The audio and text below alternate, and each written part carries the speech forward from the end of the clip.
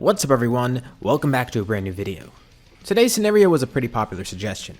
It's something that could have actually happened in the story, and it would have huge consequences. It's not a small change that'll just alter some arcs, it'll completely change the rest of the story, as well as the different characters involved in it. When Raditz came to Earth, he almost did just take Gohan and kidnap him. Had he not been killed, he probably would have followed through with it, but what if he just immediately left with Gohan? We'll be exploring that today. In this brand new series, what if Raditz kidnapped Gohan? Anyways, let's begin. Obviously everything with the story goes normally, up until when Raditz arrives, and even right after he leaves Kame House. He takes Gohan with him in order to encourage Kakarot to follow him, but as Raditz flies back to his spaceship, he gets a transmission on a scouter. Vegeta starts talking with him, wondering how the mission's going. Raditz gives him an update, and Vegeta hears that he's found some sort of hybrid Saiyan there. Nappa perks up when hearing this too, wondering if maybe there's potential for the Saiyan to grow into a powerful warrior. Vegeta is intrigued as well, and asks Raditz more about him. Well, the kid's young, and he doesn't even know how to fight yet apparently. And as for Kakarot, he seemed pretty weak as well, which makes Vegeta and Nappa laugh because coming from Raditz, that means he's really weak. His power level wasn't even 1,000, it was in 3 digits. And Raditz says to make things even worse, it seems his head was hit as a kid. He doesn't even know that he's a Saiyan. He seems way too kind-hearted to join them, and Raditz doesn't think that he'll actually join. And if they did forcibly take Kakarot away too, that's not going to help them at all. Even if Kakarot willingly joined, that probably wouldn't help much. But Raditz says he has a plan to lure Kakarot out. He'll make Kakarot kill some people here on this planet, and then make Kakarot loyal to them. But Vegeta says he has a better idea. If Raditz already has that hybrid Saiyan kid with him, why not just take him? Is he serious? This is just a kid, he can't even fight yet. His power level isn't even 1. But as Raditz scans Gohan's power level with his scouter, he realized that he was wrong. His power level's rising, briefly spiking only to go back down. And Vegeta gets the transmission as well. His power just spiked beyond 100. And Vegeta tells him to keep that scouter focused on the kid, and they keep monitoring it. There's some spikes in Gohan's power, and it definitely isn't an issue with the scouter because the scouter was perfectly fine before. But why is this kid displaying that power? Is it related to his emotions or something? And to think that his power is that high as a kid. So Vegeta tells him to change his plans. This is in order now, bringing that kid back to them. They don't need Kakarot anymore. Raditz probably doesn't even have a choice here, so he just listens to Vegeta, telling Gohan it looks like he's going to spend some time with his uncle for a little bit. Or indefinitely, he's not too sure. Not too long after, Goku and Piccolo arrive to where they saw Raditz heading to. They're in the middle of nowhere and they see a giant crater, and they can sense Raditz nearby.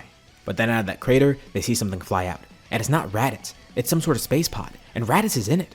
And Goku looks terrified as he sees Raditz is in there with Gohan. Gohan even tries to break out, but Raditz grabs his tail, easily calming him down.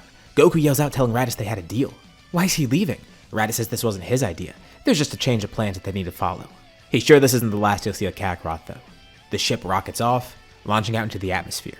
Enraged, Goku powers up fully. Piccolo's even taken aback, and Goku uses all his energy to launch up there. He's not too good at flying right now, but maybe this will be enough, as he rockets towards the space pod to try and catch it. But the space pod keeps on speeding up, and eventually it's too far for Goku to catch. If Goku were faster and better at flying, maybe he could have done so, but it doesn't work here. He almost shot the ship down too, but that wouldn't have worked either because that would have hurt Gohan. And from that distance, he can't launch a blast precise enough to just knock out the ship and not destroy it. Goku falls back to the ground and lands, looking back up to see a glint in the sky, as the spaceship fully leaves Earth. Piccolo didn't expect that either. We now go into space, not far away from Earth. Raditz and Gohan begin their journey back to the Saiyans. Raditz is annoyed because now he's going to have to share the space pod with Gohan for a bit. But if it's enough for people to travel months at a time on, maybe this trip won't be too bad, just kind of cramped. He's a bit annoyed that he had to do this in general because now he has to babysit this kid. Gohan of course has no clue of what to do, and knows he needs to get back to Earth. But how? The people he's up against are too powerful. He's out in space, he doesn't know how to get back to his planet. But one thing does calm him down, the fact that he thinks Goku will save him. The last thing he saw before he left Earth was Goku trying to save him, and he knows for a fact that his father will come get him eventually. Raditz begins talking to Vegeta on the scouter again, saying they successfully left. And Vegeta is curious to see what will happen with this child. Maybe he truly does have some great potential, maybe he could be the Super Saiyan. Of course, they're gonna have to whip him in this shape though. But luckily, he's impressionable. Vegeta thinks he'll be a better fit for the Saiyans than Kakarot would have been. And now, they just need to plan what to do next with him. A few days have passed. Back on Earth, Bulma's already trying to develop some sort of spaceship for Goku. Both Goku and Chi-Chi have no idea of what to do, but Goku is willing to go out in space and find him, and Chi-Chi's up for Goku doing that. Whatever it takes for them to get Gohan back, they don't care. Well, can't they just use the Dragon Balls to bring Gohan back? No, actually not. They would have done that already, but there's a very simple explanation as to why they can't. Gohan has one of the Dragon Balls. It's on his hat. There are only 6 Dragon Balls on Earth right now. Goku also did have the idea of Kame just recreating the Dragon Balls. He did it when Shenron died before, and Kame definitely would help here, but there's a few issues with that. For one, if the Dragon Balls that are currently active become dormant, that creates 2 issues, because it means it's harder for them to track Gohan without it, and if Raditz is keen enough to pick up on the change in the Dragon Ball, It might bring him back to Earth to figure out what was on Gohan's head, although that's very unlikely, but that could alert them of the Dragon Ball's existence, or maybe put the Saiyans on high alert in general. Very unlikely, but still a possibility. The other issue is a restriction that we're going to impose on this what if, and one that might actually happen too. Kame can upgrade the current Shenron, but that wouldn't make the Dragon Balls reappear on Earth. We actually saw this in Superhero. When Dende upgraded Shenron, the Dragon Balls didn't change their position, they still stayed with Bulma. So that wouldn't bring that other Dragon Ball back here to Earth. The other option is completely destroying Shenron and creating a new one, which is a little bit tough to do for Kame. The easiest option is just having Shenron summoned here, which obviously they can't do right now. They would have to destroy that dragon and then create a new one. Basically what happened in the King Piccolo saga. And they can't really get rid of the other Shenron, and Kame says there can't be two Shenrons existing at once. If he created another set of Dragon Balls, it would have to be a different dragon. Again, this is a restriction I'm imposing on the scenario for it to happen, but Kame's explanation is that he'd have to create a completely separate dragon, which doesn't seem like an issue at first, but then they realize that they won't be able to track the Dragon Balls from that dragon. Bulma would have to create a new dragon radar for that, because Kame theorized that this new dragon might have a different set of Dragon Balls, one that can't be tracked by old means. And that's a really big issue because while they would have a new set of Dragon Balls, they don't know how long it would take to track them down. Kame wouldn't even know where they'd land. If they found one quickly, sure, Bulma can create a new dragon radar, but how long would it take to find that first one, especially when they're searching the entire Earth and they don't even know how to look for them? So that's their predicament. Their current Shenron remains dormant, and if Kame made a new one, it could work, but it might take a while to find the Dragon Balls. So that leaves them with this option that they want to do now. One that they know will work. They could track Gohan right now because he has the Dragon Ball in his head. And after some brainstorming, they're able to figure out how Bulma could create a new ship. And it was actually by using Goku's old ship. Popo and Kame have helped out too by showing Kame's old ship to Bulma. In the time that's passed so far, they've been thinking through all their different options. This might actually work, but it's risky. Mainly because Raditz was already pretty powerful to begin with. Goku doesn't care though, he'll do anything to save Gohan here. Especially because the way Bulma built the ship, he might be able to train on it. He'll spend all his time traveling getting stronger. But somebody else intervenes telling him not to do it, and that's King Kai. Someone who nobody's ever heard about before. He explains who he is, and then what they're dealing with. They're dealing with the Saiyans who are way stronger than they assume. Raditz was actually pretty strong in comparison to them. But Raditz was the weakest of the Saiyans by a long shot. And not just that, there's the Frieza Force to deal with as well. When they encounter the Saiyans, they might encounter an entire army of space tyrants. People who are even stronger than the Saiyans, led by someone who's stronger than them. Like, unfathomably stronger. But King Kai says he has a plan. He'll help them out to stop the Saiyans. The Saiyans have been causing havoc around the galaxy, and he's heard good things about Goku from Kame. This way they help out each other.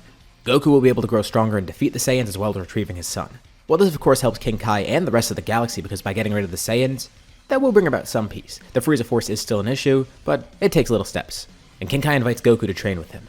Obviously, Goku jumps at the opportunity. But surprisingly enough, two other people come along. And King Kai's not too sure about having other people here, but sure. This is going to keep Earth safe, and it could have good consequences later down the line. The two people joining Goku are Krillin, and surprisingly enough, Piccolo. Krillin is Goku's best friend, and obviously he would want to help out here. He felt powerless against Raditz before, and this is a chance to prove himself. And as for Piccolo, he was also embarrassed by Raditz too. Plus, they kinda do want him to come along because they don't trust him being here on the planet alone. With two of the strongest warriors gone, including the one guy who's actually stronger than Piccolo, that gives him free reign to do whatever. There's also the fact that Piccolo doesn't want Goku growing too much beyond him. He needs to keep up too, so he wants to try this different training. Although, they can't head to Snake Way right away either. It's going to take a while to cross, so they need to train to cross Snake Way before they actually try to cross it. So it looks like it's off to Kame's house. This all happened so quick that Yamcha, Ten, and Chaozu don't even hear until a while later. So right now they're doing everything in their power that they can. Goku, Piccolo, and Krillin are training, Bulma's working on building a ship for interstellar travel, and Kame contemplates what he should do. He could create another set of Dragon Balls in this time and try and find one, but he'd rather see how everyone else works this out. He does want to help, but as a god, he also can't just help whenever they need. It is for a noble cause, and he is glad to help them here. But he does prefer this, a test of their willpower and strength, instead of having him do all the work to create the new set of Dragon Balls, having everything handed to the humans. And, as Goku's teacher, that's also another aspect of why he prefers this method. He is too preoccupied training Goku to even create a new set of Dragon Balls, and then find said Dragon Balls. It's not like he has time to do both at once, and they prefer this. And this does lead to kind of a predicament for everybody. Goku knows he can't rush this. He wants to grow strong enough to actually do this, but it can't be sloppy. They have to make sure that they're going to succeed. It will take a while to retrieve Gohan. They need to make sure the ship works. It's going to take a while for that ship to travel, and before they even take that ship, they're going to need to train with King Kai enough to actually have a chance against the Saiyans. No matter what option they choose, they're going to have to wait. Goku only hopes that Gohan's doing okay, but King Kai is able to monitor the situation too. Seeing that he is alive and well, the Saiyans aren't planning to kill him or anything. They actually plan to raise him as their own essentially. And let's go over to Saiyans after a brief time skip. A few months pass, and Vegeta, Nappa, and Raditz meet on a random base. Raditz wonders if Kakarot's ever going to find a way here to get them, but he doubts it. He probably is going to try anything he can to get Gohan back, But he tells the other two, Earth isn't advanced enough to even make travel for this. And even if they were, Kakarot's far too weak to fight them. Not that Vegeta and Nappa were even worried in the first place. But it seems like Raditz might be a little bit. Obviously, Gohan's not happy to meet Vegeta and Nappa, but they're happy to meet him. A hybrid Saiyan who possibly has great potential. He could be the Super Saiyan, and they want to see what he's capable of. Vegeta tells Gohan, fight him right now. Give him what he's got. Use all of his power at his disposal. And try to kill him too. You know what? As a little bit of motivation, he turns to Nappa and Raditz. He tells them if Gohan's able to spill a drop of blood from Vegeta, they're bringing him back home. What? That's ridiculous. Why would they bring him back after they just brought him here? But Vegeta tells him to calm down. It's obviously not going to happen. This is just a nice little motivation for Gohan to truly see what he's capable of. And he's serious. If Gohan does make Vegeta bleed, he's going back home. Gohan tries to attack Vegeta. He doesn't even really know how to fight right now. Gohan tries punching and kicking Vegeta, with no sort of rhythm or technique. Vegeta feels nothing from it, and even dodges a lot of the attacks effortlessly. He then picks Gohan up and tells him he's going to have to try harder, throwing him back and telling him to do it again. Gohan goes at Vegeta once more, and is pushed back again and again. But at some point, he feels rage bubbling up within him, and something snaps. His power shoots up dramatically, and he launches towards Vegeta, flying through the air. Vegeta blocks all the attacks, but he reads on a scouter. Gohan's power has jumped into the 1,000 range. He even shot beyond 2,000.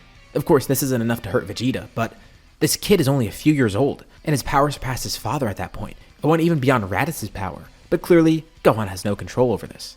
But it does fascinate Vegeta a lot. They were right to bring Gohan here. He's going to be the strongest Saiyan warrior that ever lived. But it's not their duty to babysit him. Vegeta's going to go off with Nappa again and tells Raditz he's going to have to train up that kid. What? Why him?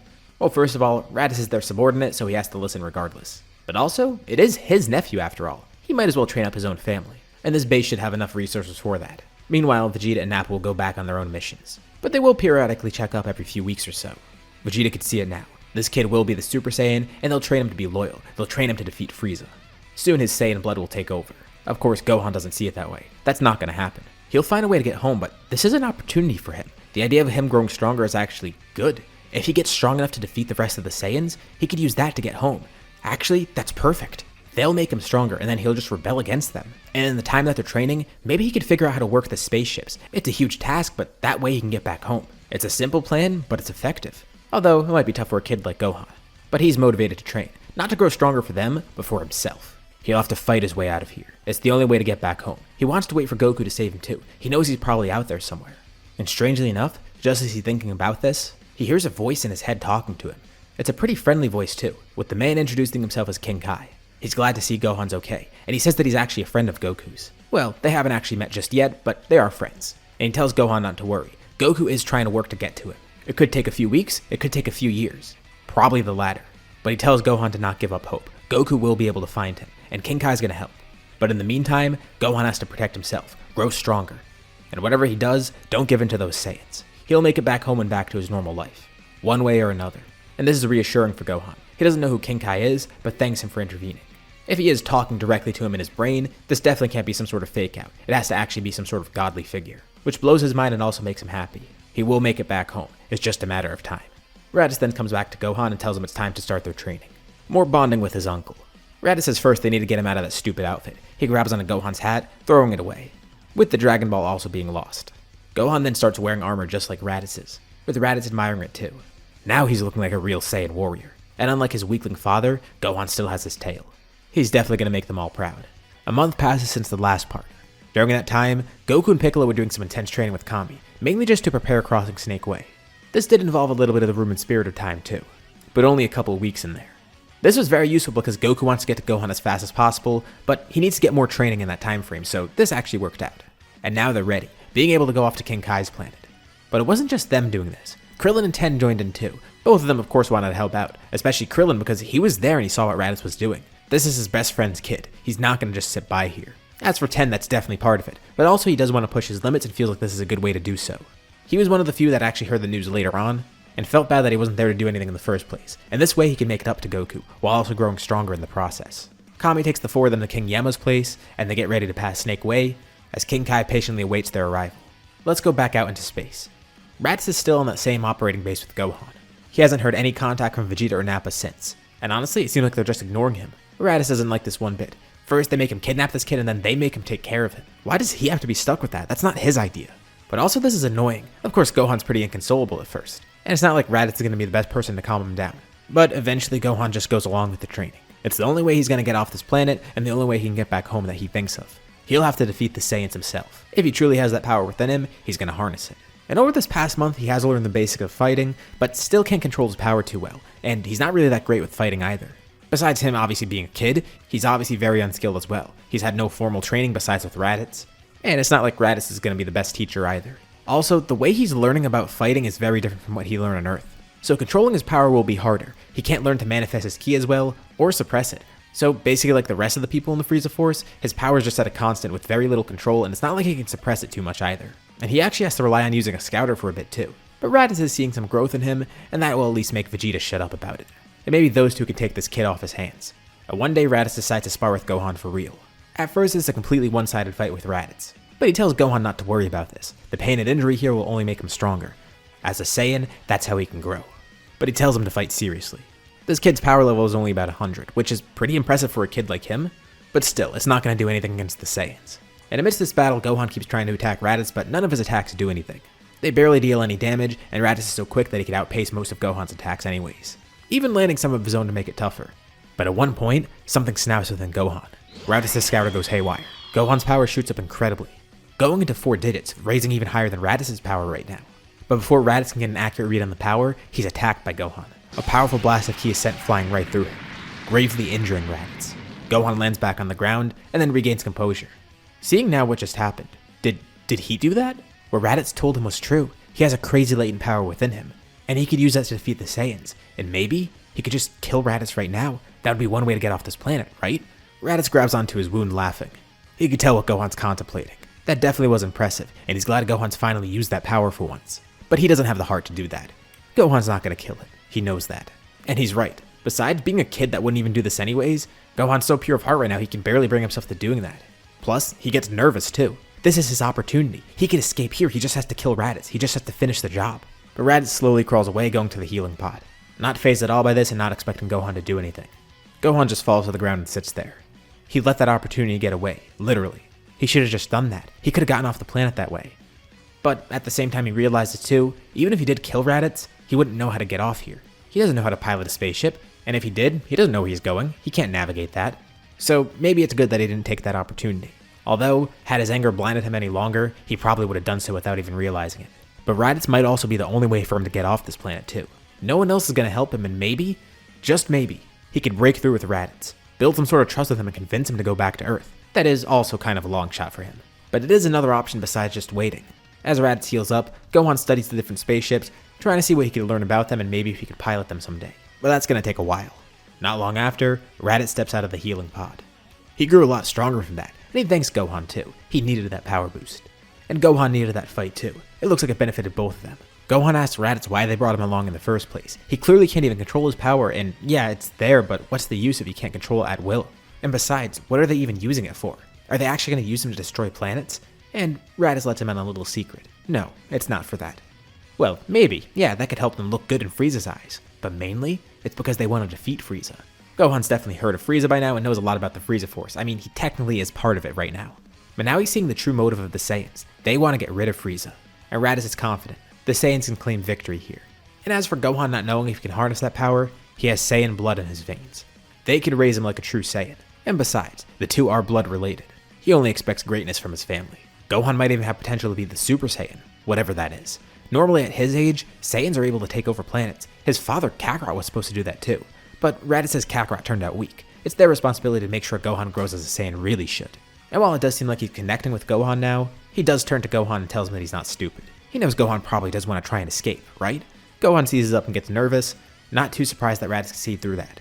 But Raditz laughs this off. He likes that quality. He's ambitious. He's trying to be a rebel. He honestly didn't think Gohan would have it in him, especially after he didn't take that opportunity and kill Raditz.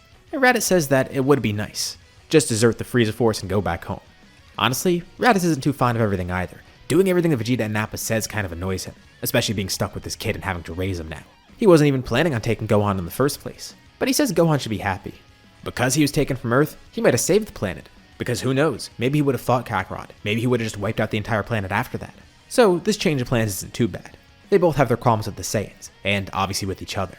But right now, it's best to just stick together against a common enemy. Gohan's in a very bad environment. He needs to get home and no one here cares that he's here. But the only silver lining is that Raditz is helping him grow stronger. And as for Raditz, Gohan's helping him grow stronger too. And maybe the two of them could stand up against the other two Saiyans one day. Or at the very least, Raditz can get rid of Gohan, having the other two Saiyans taking care of him.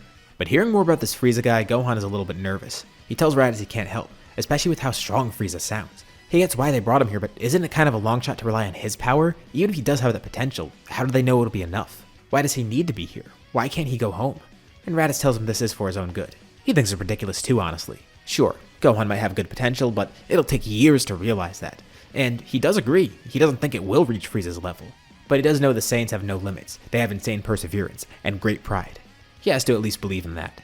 Maybe Vegeta and Nappa do know what they're doing, or maybe their plan is just as idiotic as Raditz thinks. But what are Vegeta and Nappa up to? Right now, they're still on the road out in space, doing some random missions like usual. Vegeta and Nappa are kind of having the same thoughts. Gohan was really a last resort for them. If Vegeta wants to take over this army, they're going to need to build up the ranks somehow. No one in this army, especially Frieza, likes the Saiyans. It's really just them that have to stick together. And now they have another Saiyan with them, but he probably doesn't even want to be there. And worst of all, he's a kid. But at least that's Raditz's problem now. They don't even really need Raditz with them at the moment. Hell, if they try to take over the Frieza Force, they don't even know if Raditz would be that helpful. What they're doing is a long shot, but in Vegeta's eyes, it's not really a bad deal. Worst case, Raditz wastes his time with Gohan, and nothing of value is lost to them. In the best case, they get a really strong warrior, a Super Saiyan that's in their ranks. A hybrid Saiyan like Gohan has the best potential to do that.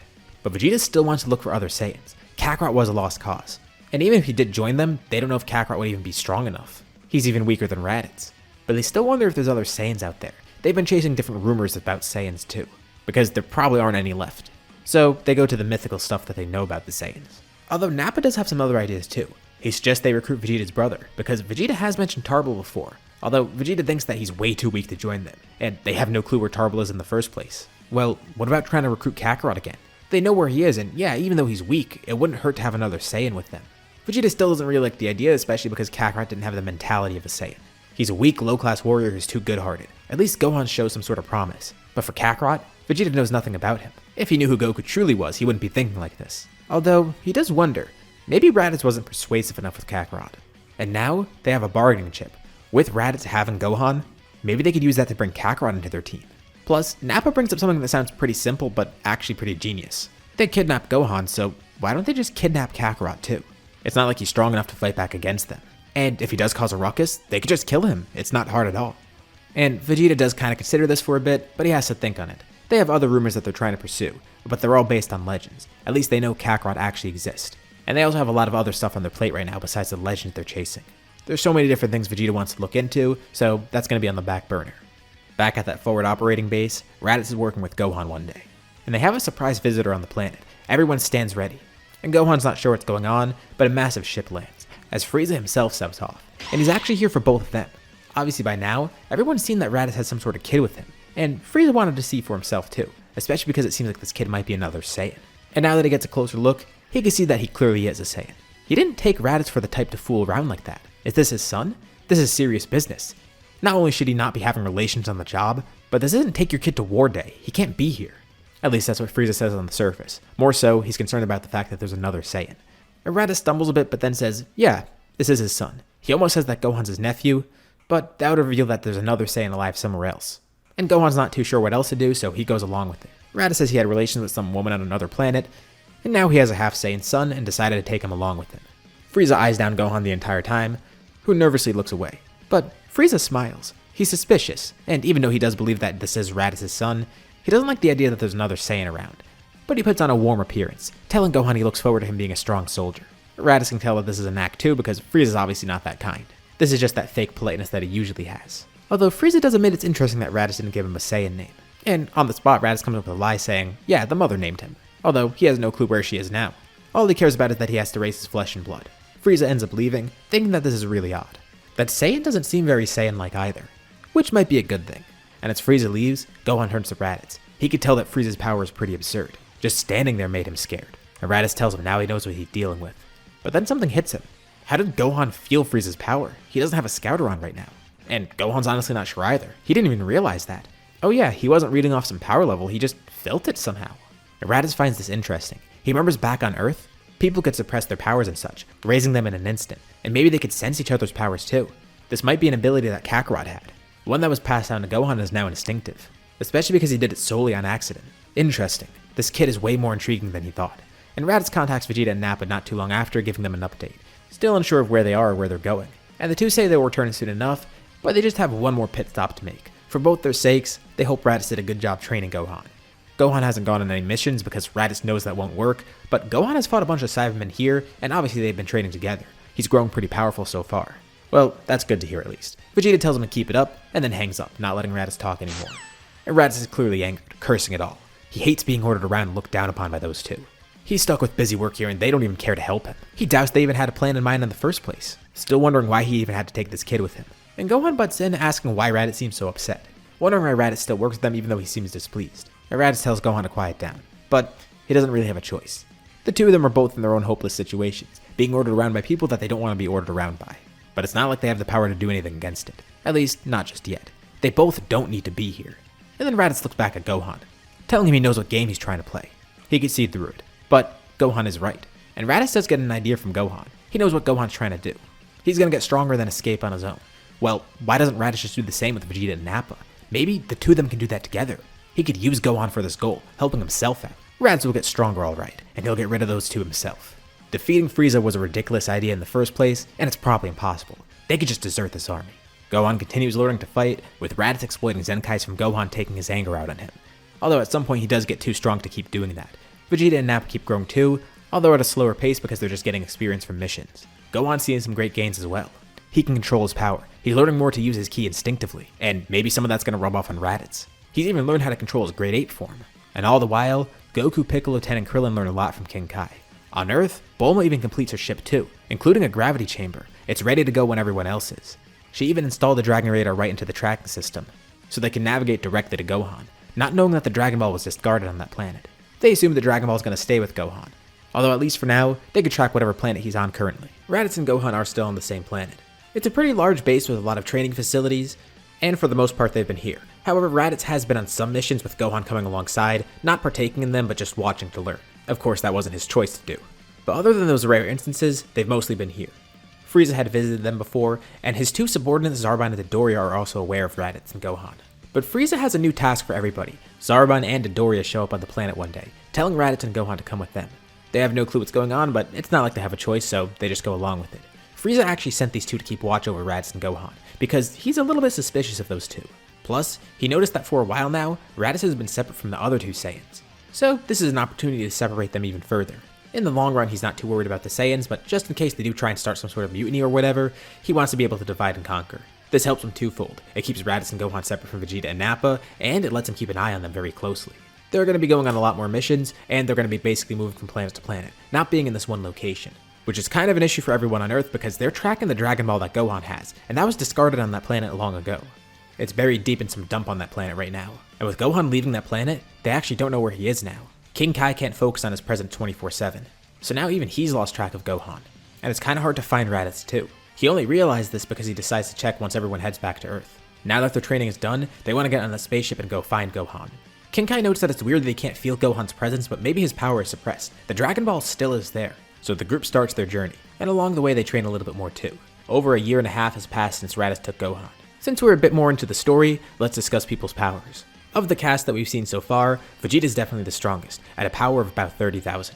He's been on plenty of missions since the story started, growing stronger from that. As for Goku, when his training with King Kai is over, he's at about 25,000 for his power level, although he has access to Kaioken times 4 and can use that pretty well, buffing him to 100,000, but if he really wants to stress himself he could probably push it further. Surprisingly enough, Raditz is at the same power level of 25,000. By exploiting Zenkais from Gohan attacking him, that actually helped him grow really quickly. At some point there were diminishing returns, but still, it was good while it lasted. Behind that is Piccolo at 15,000, and he has access to Kaioken at a much higher level, going to times 8 because he's much better suited for it, being able to regenerate and such. So while his base power is weaker than Goku, with Kaioken he's actually one of the stronger ones in the group at 120,000. Although even with his regenerative abilities, that doesn't mean he could just use Kaioken with ease. It's still stressful for him, but much less than other people. Nappa has also grown stronger too, at the same power as Piccolo, 15,000 in base. Keep in mind, he and Vegeta also do have the Grade 8 forms, as do Raditz and Gohan. Speaking of Gohan, he's next at 10,000, although Raditz has noticed some weird power spikes of over 200,000. He thinks that might be a fluke, but knowing how Gohan's power works, he's not too sure. And finally, we have Krillin and Ten. They've trained alongside Goku and Piccolo, having access to Kaioken at very low levels though, up to times 3, but their power is at 5,000, meaning they could basically max out at 15k. With their newfound strength from King Kai, as well as what they've gained from their training, they feel like they could take on any threat. Raditz won't be a problem at all. And while they don't know how strong the other two Saiyans are, they should be able to fight them off. Although, that's not really going to be their main course of action here. They know that they're likely walking into some sort of forward operating base for the Frieza Force, so there could be way more soldiers there. They're going to have to try and get in and be covert as much as possible. Eventually, they do arrive on the planet, and the first thing they do is put the ship in a capsule, with Piccolo quietly eliminating some of the soldiers, wearing their armor to blend in, trying their best to keep a low profile and not make any eye contact with anyone. All they need to do now is use the Dragon Radar, and it leads them way off the base, which is concerning at first. And they're not sensing any powers out here, but the Dragon Ball definitely is here. Eventually, they do find the 4-star ball, and it's buried in a pile of trash. And by now, they've already realized that Gohan's not wearing the 4-star ball anymore. He never even had it in his possession. It's probably been discarded a while ago. King Kai says he's been looking for Gohan, but he can't find any trace of him. But as he gets in contact with everyone else again, he shudders as he notes something's approaching Earth. The two other Saiyans. Why are they showing up here? There's no doubt about it, it's Vegeta and Nappa. They're not at Earth yet, and if everyone leaves now, maybe they can make it just in time to fight those two Saiyans. So now they're kind of in a corner. What are they supposed to do here? They don't know how to track Gohan. They have no clue where he is. And now Earth is at risk, so they don't really have a choice but to head back there and defend it. But Piccolo says they're overthinking this. It's pretty simple. They're just going to go back to Earth and fight off the two Saiyans. And once they beat those two, they'll just summon Shenron. Now that they have the 4-star ball, they could simply wish Gohan back and all this will be over. This is actually way better because now they just need to fight those two Saiyans and it's on their home turf. Oh yeah, that thought didn't even cross their mind. They haven't used the Dragon Balls for so long that they completely forgot that they could just use them and wish for Gohan back. They already gathered the 6 other balls a while ago. Goku's kinda mad that this amounted to nothing, but at least there's hope, and it seems like they're gonna get Gohan back soon. As the group returns home, one of the soldiers on the base notices a weird ship leaving, one that he doesn't recognize. This soldier is Kui, and besides his spat with Vegeta, he also just never liked the other two Saiyans in general. So whenever he saw something weird in the space, he's basically been snitching to Frieza just to be on his good side. He has no clue of what this is or if it's related to Raditz at all, but he does make note of a weird ship leaving, and as the soldiers look more into it, they realize that some of the soldiers are completely gone now, having been killed by Piccolo. Frieza's made aware of all this. There was an intruder on the base, and apparently they just killed a few soldiers and did nothing. And Frieza asked for a description of them. Did Kui happen to see anybody? Or any of the other soldiers for that matter? No, but they do have some footage from security cameras. And most of the time they were off base, but one of the cameras caught them from far away. Frieza reviews some of the footage. This is the only piece of info they have on these intruders. It's a small group of humanoid figures. One of them obviously is a Namekian, and one of the other ones looks somewhat familiar to Frieza. He can't quite put his finger on it, but the hairstyle. He looks almost Saiyan-like. And it's not just because he looks like a Saiyan, it's because he looks like a specific Saiyan. One that Frieza remembers from long ago. What could this all mean? Thankfully Raditz is gone, so if that was one of his allies or anything, Raditz and Gohan won't have any contact with them anytime soon. Right now, they're still on missions with Zarbon and Dodoria. Gohan obviously refuses to help on the missions, which they kind of expected, but they just watch over him for now. But immediately after Frieza's alerted about this, he gives them a new order. He tells Zarbon to take Gohan to him, and be sure to leave Raditz behind. By force, if need be. Zarbon simply walks up to Gohan, hitting him with a surprise attack and knocking him unconscious. Taking him back to the ship, Raditz asks what they're doing. They're in the middle of a mission, but Dodoria then holds a hand up, charging a blast. He tells Raditz he just has to stay here, that's all. Raditz immediately can tell that something fishy's going on, so he's not going to let that slide. Zarbon holds a hand up too and also charges a blast. They weren't specifically ordered to kill Raditz, but if they need to, they can. Raditz says he'd love to see them try. He first launches at Dodoria, fighting him alone and actually doing pretty well. Zarbon forgot how much Raditz has grown, but it's probably not going to be enough to counter the two of them, especially together. And just to make this a lot easier and quicker, Zarbon decides to join in. Unfortunately for Raditz, he'd be outmatched even in a 1v1 here. So even though he did well at first, now he's definitely screwed. He's beaten down by them as the two leave. But quickly, Raditz tries to create an artificial moon, throwing it up in the air and seeing if he could transform into a great ape. That will seal the victory here. But Zarbon notices right in the nick of time, quickly launching over at Raditz, hitting him with a powerful blast point blank. Not just knocking Raditz unconscious, but also severely injuring him. Raditz probably can't hear him right now, but if he does somehow survive this, he can claw his way back to base. They'll leave a ship behind for him. He almost did kill him there, but he pulled his blast at the last second. Considering that Raditz still might have some info for Frieza. Whatever's going on, they do need to get to the bottom of it, and Raditz might be their only course of action there. For now, all that's important though is separating him from Gohan. When Gohan regains consciousness, he's back on a different base, one that he doesn't recognize. Zarbon and Dodoria stand over him with another familiar face. As Frieza turns around to greet him, Gohan asks what happened with Raditz. Where is he? And Frieza said he's not going to be working with Raditz any longer. His supposed father was causing some issues. And he tells Gohan not to worry, Raditz isn't dead or anything. Frieza was gracious enough to spare him. Just temporarily, Gohan's going to be working directly under Frieza. He doesn't even mention the rumor of another Saiyan showing up on that base, and doesn't even realize that's Gohan's actual father that showed up.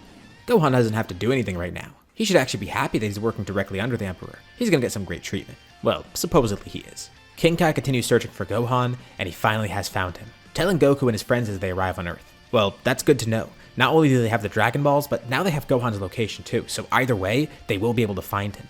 Although they probably won't need his location, they'll just summon Shenron. They just gotta win this fight and they'll be good.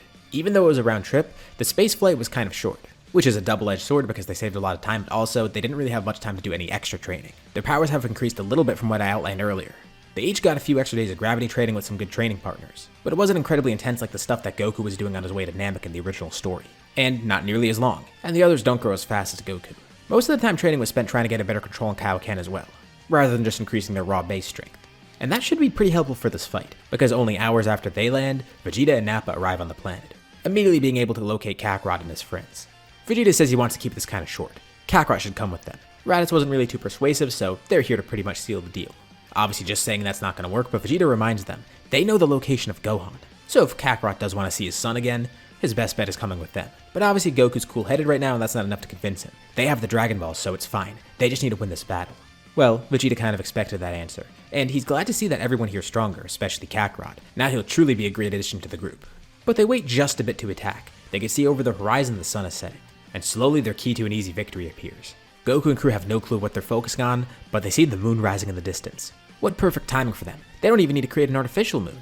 They could both fight at their full power. And just as the group realizes what's happening, they immediately try to attack and stop it, but it's already too late. Vegeta and Nappa begin transforming into great apes. They tell Goku he has one last chance here. He's not going to be able to fight them because he can't transform, he doesn't seem to have a tail anymore. And while he is powerful and he might have some tricks up his sleeve, it's not going to be enough to face them. The group summons all their power, even maxing out how it can. They didn't expect it to get this dire this quickly.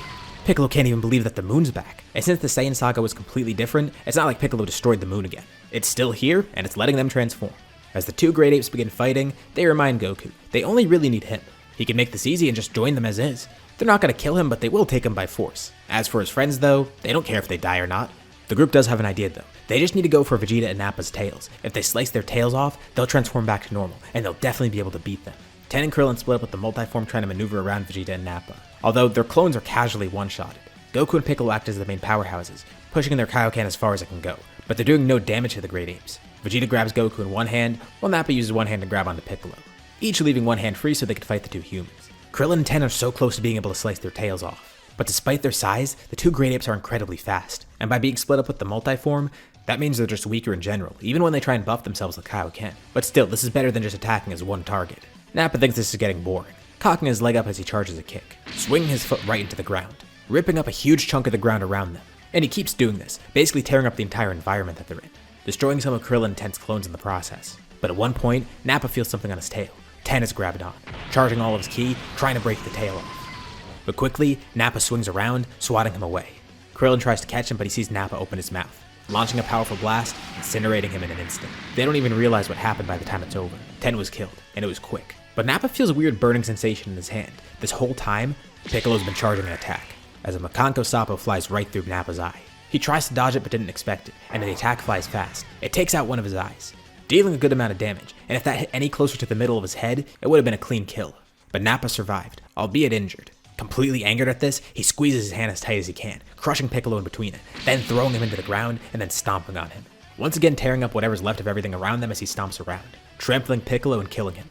Krillin's barely able to keep himself safe from all this.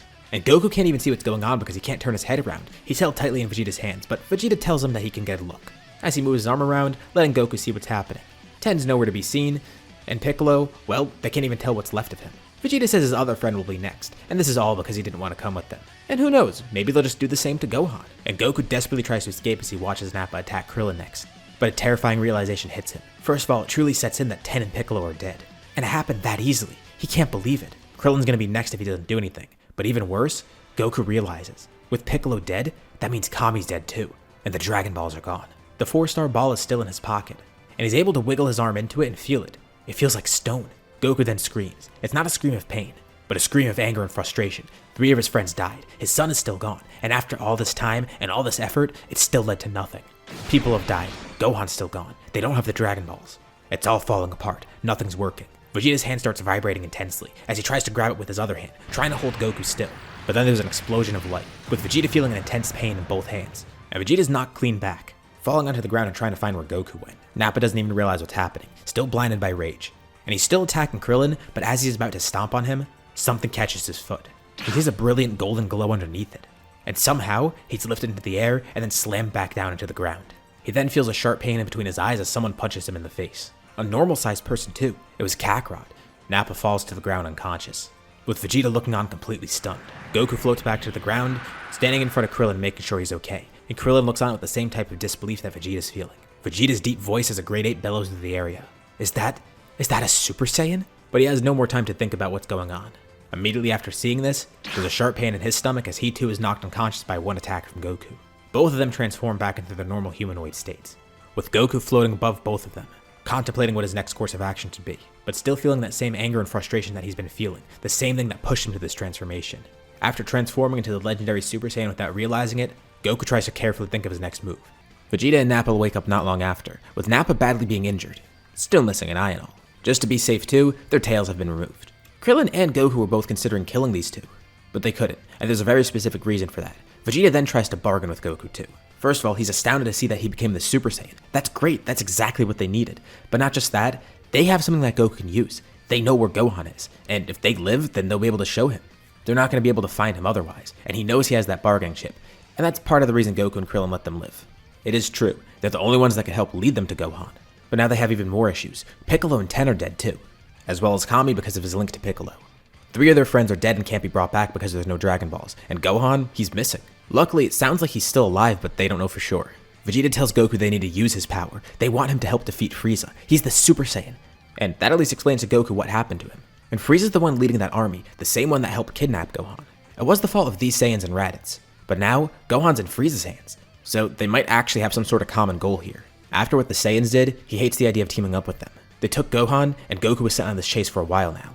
Now they've come to Earth, come to his home, and killed his friends. He doesn't want to work with them, but they have what he needs. They know where Gohan could be, and where Frieza could be for that matter, because those two are together probably. Last they checked, Zarbon and Dodoria were watching over Raditz and Gohan, so they should just be wherever those two are, right? Vegeta and Nappa will lead Goku to Frieza, but he has to remember too, he's probably gonna have to fight Frieza if he does that. Which is a win-win because the Saiyans get rid of Frieza, and Goku gets Gohan back. Vegeta and Nappa even try to contact Raditz, showing that they're telling the truth. The scouter's ringing, but there's no answer. They try again, and there's still nothing. It seems like his scouter is just out of service for some reason. And Goku asks what's going on, getting even more frustrated because it sounds like there's some sort of issue that they don't know about. Vegeta puts it bluntly, Raditz is probably dead. They can't get any word from his scouter, which means it was probably destroyed. This doesn't guarantee that he's dead, but it's likely. Goku tries to keep his cool too. They don't even know where Raditz and Gohan are now, but at least Vegeta and Nappa will have some sort of idea. And this makes Goku even more concerned too, because what if that means Gohan's hurt too? Or worse, dead. If Raditz died, wouldn't Gohan have two? They can't know for sure what happened. It could be nothing, maybe his scouter just broke. But Vegeta does mention the worst case. Nappa does mention another thing. Kakarot's strong. They still don't know if it's going to be enough to defeat Frieza though. Even with the Super Saiyan form, maybe it is enough, but it's hard to say because they don't know the extent of Frieza's power. Goku doesn't want to head out right away, but they're right. They should be really prepared. Especially with this new power in hand, Goku should learn how to use it better and see if he can gain more strength from it. And reluctantly, they do help Vegeta and Nappa heal because again, they do need their help. And Goku knows Vegeta and Nappa will keep their word. Krillin's kinda concerned about this, but gets why they have to spare them because they need the info. And Goku reminds Krillin too, if there is an issue, they know what Goku's power's like. They know he can't be beat now. They'll find Gohan, and then the Saiyans will be out of their hair. And if the Saiyans do attempt something, he won't hesitate to kill them next time. The two are healed with Senzu beans, and Nappa's eye even comes back too. Amazing him. It was instant, and it's not like the healing pots could do this that quickly. Vegeta's just as astounded. They start programming the ship trying to find the Frieza Force base. At least one of them that they expect Gohan's on. And while Vegeta and Nappa are busy with that, King Kai gets in contact with Goku. Obviously they don't want the Saiyans knowing about the Dragon Balls. And that's why King Kai's talking to him covertly. It seems like there is hope after all. He fills in Krillin too, and it's something that he was actually thinking about. King Kai tells them where to go for Namek. Just as Krillin theorized, they found out that Piccolo's a Namekian, which obviously means Kame is too. So if they could find where these Namekians came from, they can get another set of Dragon Balls. Well, it's kind of a long shot, but it's not impossible. And that would be perfect. They could bring back Ten and Piccolo with that. The only issue with that is they'd probably only have one wish with it. So they wouldn't be able to bring Gohan back just with that, but they could wait and just go back again later. That's even if these Dragon Balls exist though. That's perfect. Things are actually shaping up. Goku might finally get Gohan back, and even better, they'll bring back Ten, Piccolo, and Kame. But again, they don't want the Saiyans knowing. So Goku decides he's just going to go with Vegeta and Nappa alone. He said they don't really need help from Krillin or the others. That's why they're not going to come along. While they go aboard their ship, they could train too. There's the gravity training. And he does bring some Senzu beans along just in case. Vegeta and Nappa wonder why the others aren't coming, but he thinks it's good. They probably couldn't keep up anyways. Of course, he's underestimating their strength, and the real reason they're not coming is because there's going to be a second trip. Bulma also starts working on another ship, identical to the one that Goku's using right now. It's much easier to assemble the second time around. This one is going to be going for Namek, which actually seems like it might be a shorter trip. Krillin, Bulma, Yamcha, and Chaozu are going to go to Namek together. And even better, they just realized too, once they revive Piccolo and Kami, Shenron will be active. They can just come back to Earth and actually wish Gohan back. The more they think about this plan, the better it sounds. They're just hoping a set of Dragon Balls exist on Namek. And they're glad that King Kai helped them out. Krillin was thinking about if that could work, and now that they have directions from the planet, with King Kai confirming that there's other Namekians too, that's great. Goku's ship departs first. They don't want Vegeta and Nappa seeing the other ship leaving. Krillin and Chi-Chi go up to Goku wondering if he's going to be alright, especially with those two Saiyans alone. Krillin's a bit concerned but knows Goku can fight his way out of it if there is an issue. And Goku tells Chi-Chi this is the best way to get Gohan back, so he's going to do it. Of course she's still worried, but she knows this is necessary. He's even shown her the new power he's gotten. Goku does think this will be more than enough, especially after his training on the way to Frieza's base. He says his goodbyes as the ship departs. The trip is pretty awkward because Goku kinda sits there not talking to them, only focused on his training. Kakarot's such a weird Saiyan to them, and despite him being a good-hearted person unlike other Saiyans, they saw that Saiyan side of him on Earth. When angered and pushed to his limit, that's when that Saiyan blood boils up, but he still doesn't lose a sense of who he is. They even wonder what would have happened if Raditz ended up fighting Kakarot instead of just taking Gohan and leaving. He probably would have died. Although they are a bit annoyed too that their tails didn't seem to grow back when they took the Senzu. Well, Nappa's glad that he has two eyes again, and maybe the tail will grow back someday. They also did get a nice boost in power too from that fight, so while they've lost their ability to go grade 8, they still did get a bit stronger at least. Kakarot's definitely grown a lot too. Not only was he heavily injured by Vegeta and Nappa, but then there's the fact that he got Super Saiyan as well. But he reminds them of their promise. He wants to make sure they're not going to bother him after Frieza's dealt with. He's only doing this to get Gohan back. Fighting Frieza at least gets him to test his limits too, especially with how strong they're describing him as being. But that's so far in the back of his mind right now that it doesn't even really matter. The main focus is just getting Gohan back. And also getting rid of Frieza because he might potentially be a threat. The Saiyans came to Earth twice, so who knows if the Frieza Force will come next. Especially because they already went to a Frieza Force base and Piccolo killed a couple of their soldiers. This just seems incredibly necessary. Vegeta and Nappa say they have nothing else to do with Kakarot. Raditz might have told them in the first place that they wanted to take over planets with him, but really, they just needed a Saiyan to help them overthrow Frieza. They could do all the other stuff themselves. Once Kakarot's done with this, they have no reason to mess with him anymore. Although, Vegeta's obviously pretty annoyed that a low-class Saiyan surpassed him like that. But then Goku brings something up too. Where's Raditz? Like, he knows now that they have no contact with him, but where is he this entire time? Why wasn't he with them? Vegeta tries to contact Raditz once more, and still nothing. They had a scouter for Gohan too, but there's nothing on there either. That's one thing that Goku never found out, so they decide to tell him. Goku learns they basically abandoned Raditz, as well as Gohan. Which angers him even more because this probably could have been avoided if they kept an eye on the two. They basically just had Raditz babysit Gohan, and he has no clue what Raditz has been up to. Have they taken Gohan on missions? Vegeta says from what he knows, Raditz was just training him to be a stronger warrior. He never went on missions because, first of all, he probably wasn't suited for them, and also he continuously refused. That also makes Goku wonder what Frieza would have wanted with them. Nappa theorizes that it's the fact that he saw another Saiyan. He might have assumed that Gohan was Raditz's kid. He hopes Raditz was at least smart enough to cover that, and not give away that there's another Saiyan out there somewhere. They didn't even consider that, and that brings up another issue. If Frieza knows that there's another Saiyan out there. Of course, Raditz did cover for this, and he said that Gohan was his son. But they never even thought of that. Maybe Frieza knows of Goku's existence too, making this battle all the more necessary. But what actually did happen with Raditz and Gohan? Let's rewind just a little bit. Hours after Zarbon and Dodoria took Gohan, Raditz wakes up.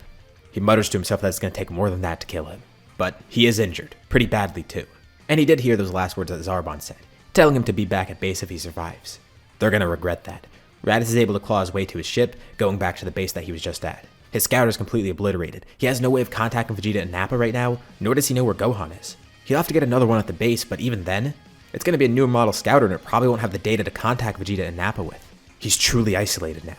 He does make it back to that same base he was at before with Gohan, healing up. He steps out of the healing pod, and he feels an immense amount of power surging throughout him. Could this be a run-of-the-mill Zenkai from getting that much damage? Could it be the anger overflowing within him? Probably the former, but Raditz has never felt power like this before. He's reinvigorated completely.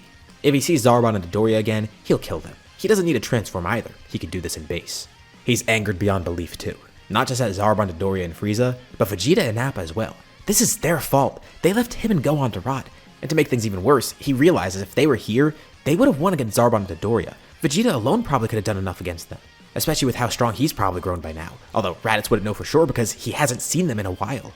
Everyone's working against him. Frieza wants him dead. Zarbon and Dodoria want him dead. Vegeta and Nappa, they don't care about him. Even Gohan, the kid that he's forced to watch over. Gohan obviously just wants to leave. He almost killed Raditz before when he had the chance. But even with that, Gohan's probably the closest thing that Raditz has to an ally right now. But thankfully with this newfound strength, no one could stand up against him. All the other Frieza Force soldiers are nothing. Besides Frieza and Cold, the only other people that could challenge him are the Ginyu Force probably. But Raditz realized something now that he should have realized a while ago. He's got to work alone now. But he knows that defeating Frieza and overcoming these odds are impossible. And if anything were to happen, it's going to take a while to defeat Frieza. But he does remember one thing that Vegeta and Nappa were trying.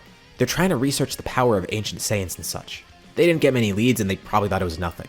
But Raditz wonders if this could help him. Maybe it could lead him to the legend of the Super Saiyan, or something else even. While he was stuck here raising some kid hoping he would grow strong, they were briefly looking to other things too. Raditz wonders if this will lead anywhere. Maybe it could bring him to something pretty interesting. Maybe it could lead to him defeating Frieza. He doesn't go for it right now. For the time being, he has to plan what he's got to do next. But this is going to be his next course of action once he's ready. Back to Goku's ship, they're drifting through space. They're almost at Frieza's base now. They've been training a lot on the way there. Even Vegeta and Nappa have done some gravity training as well.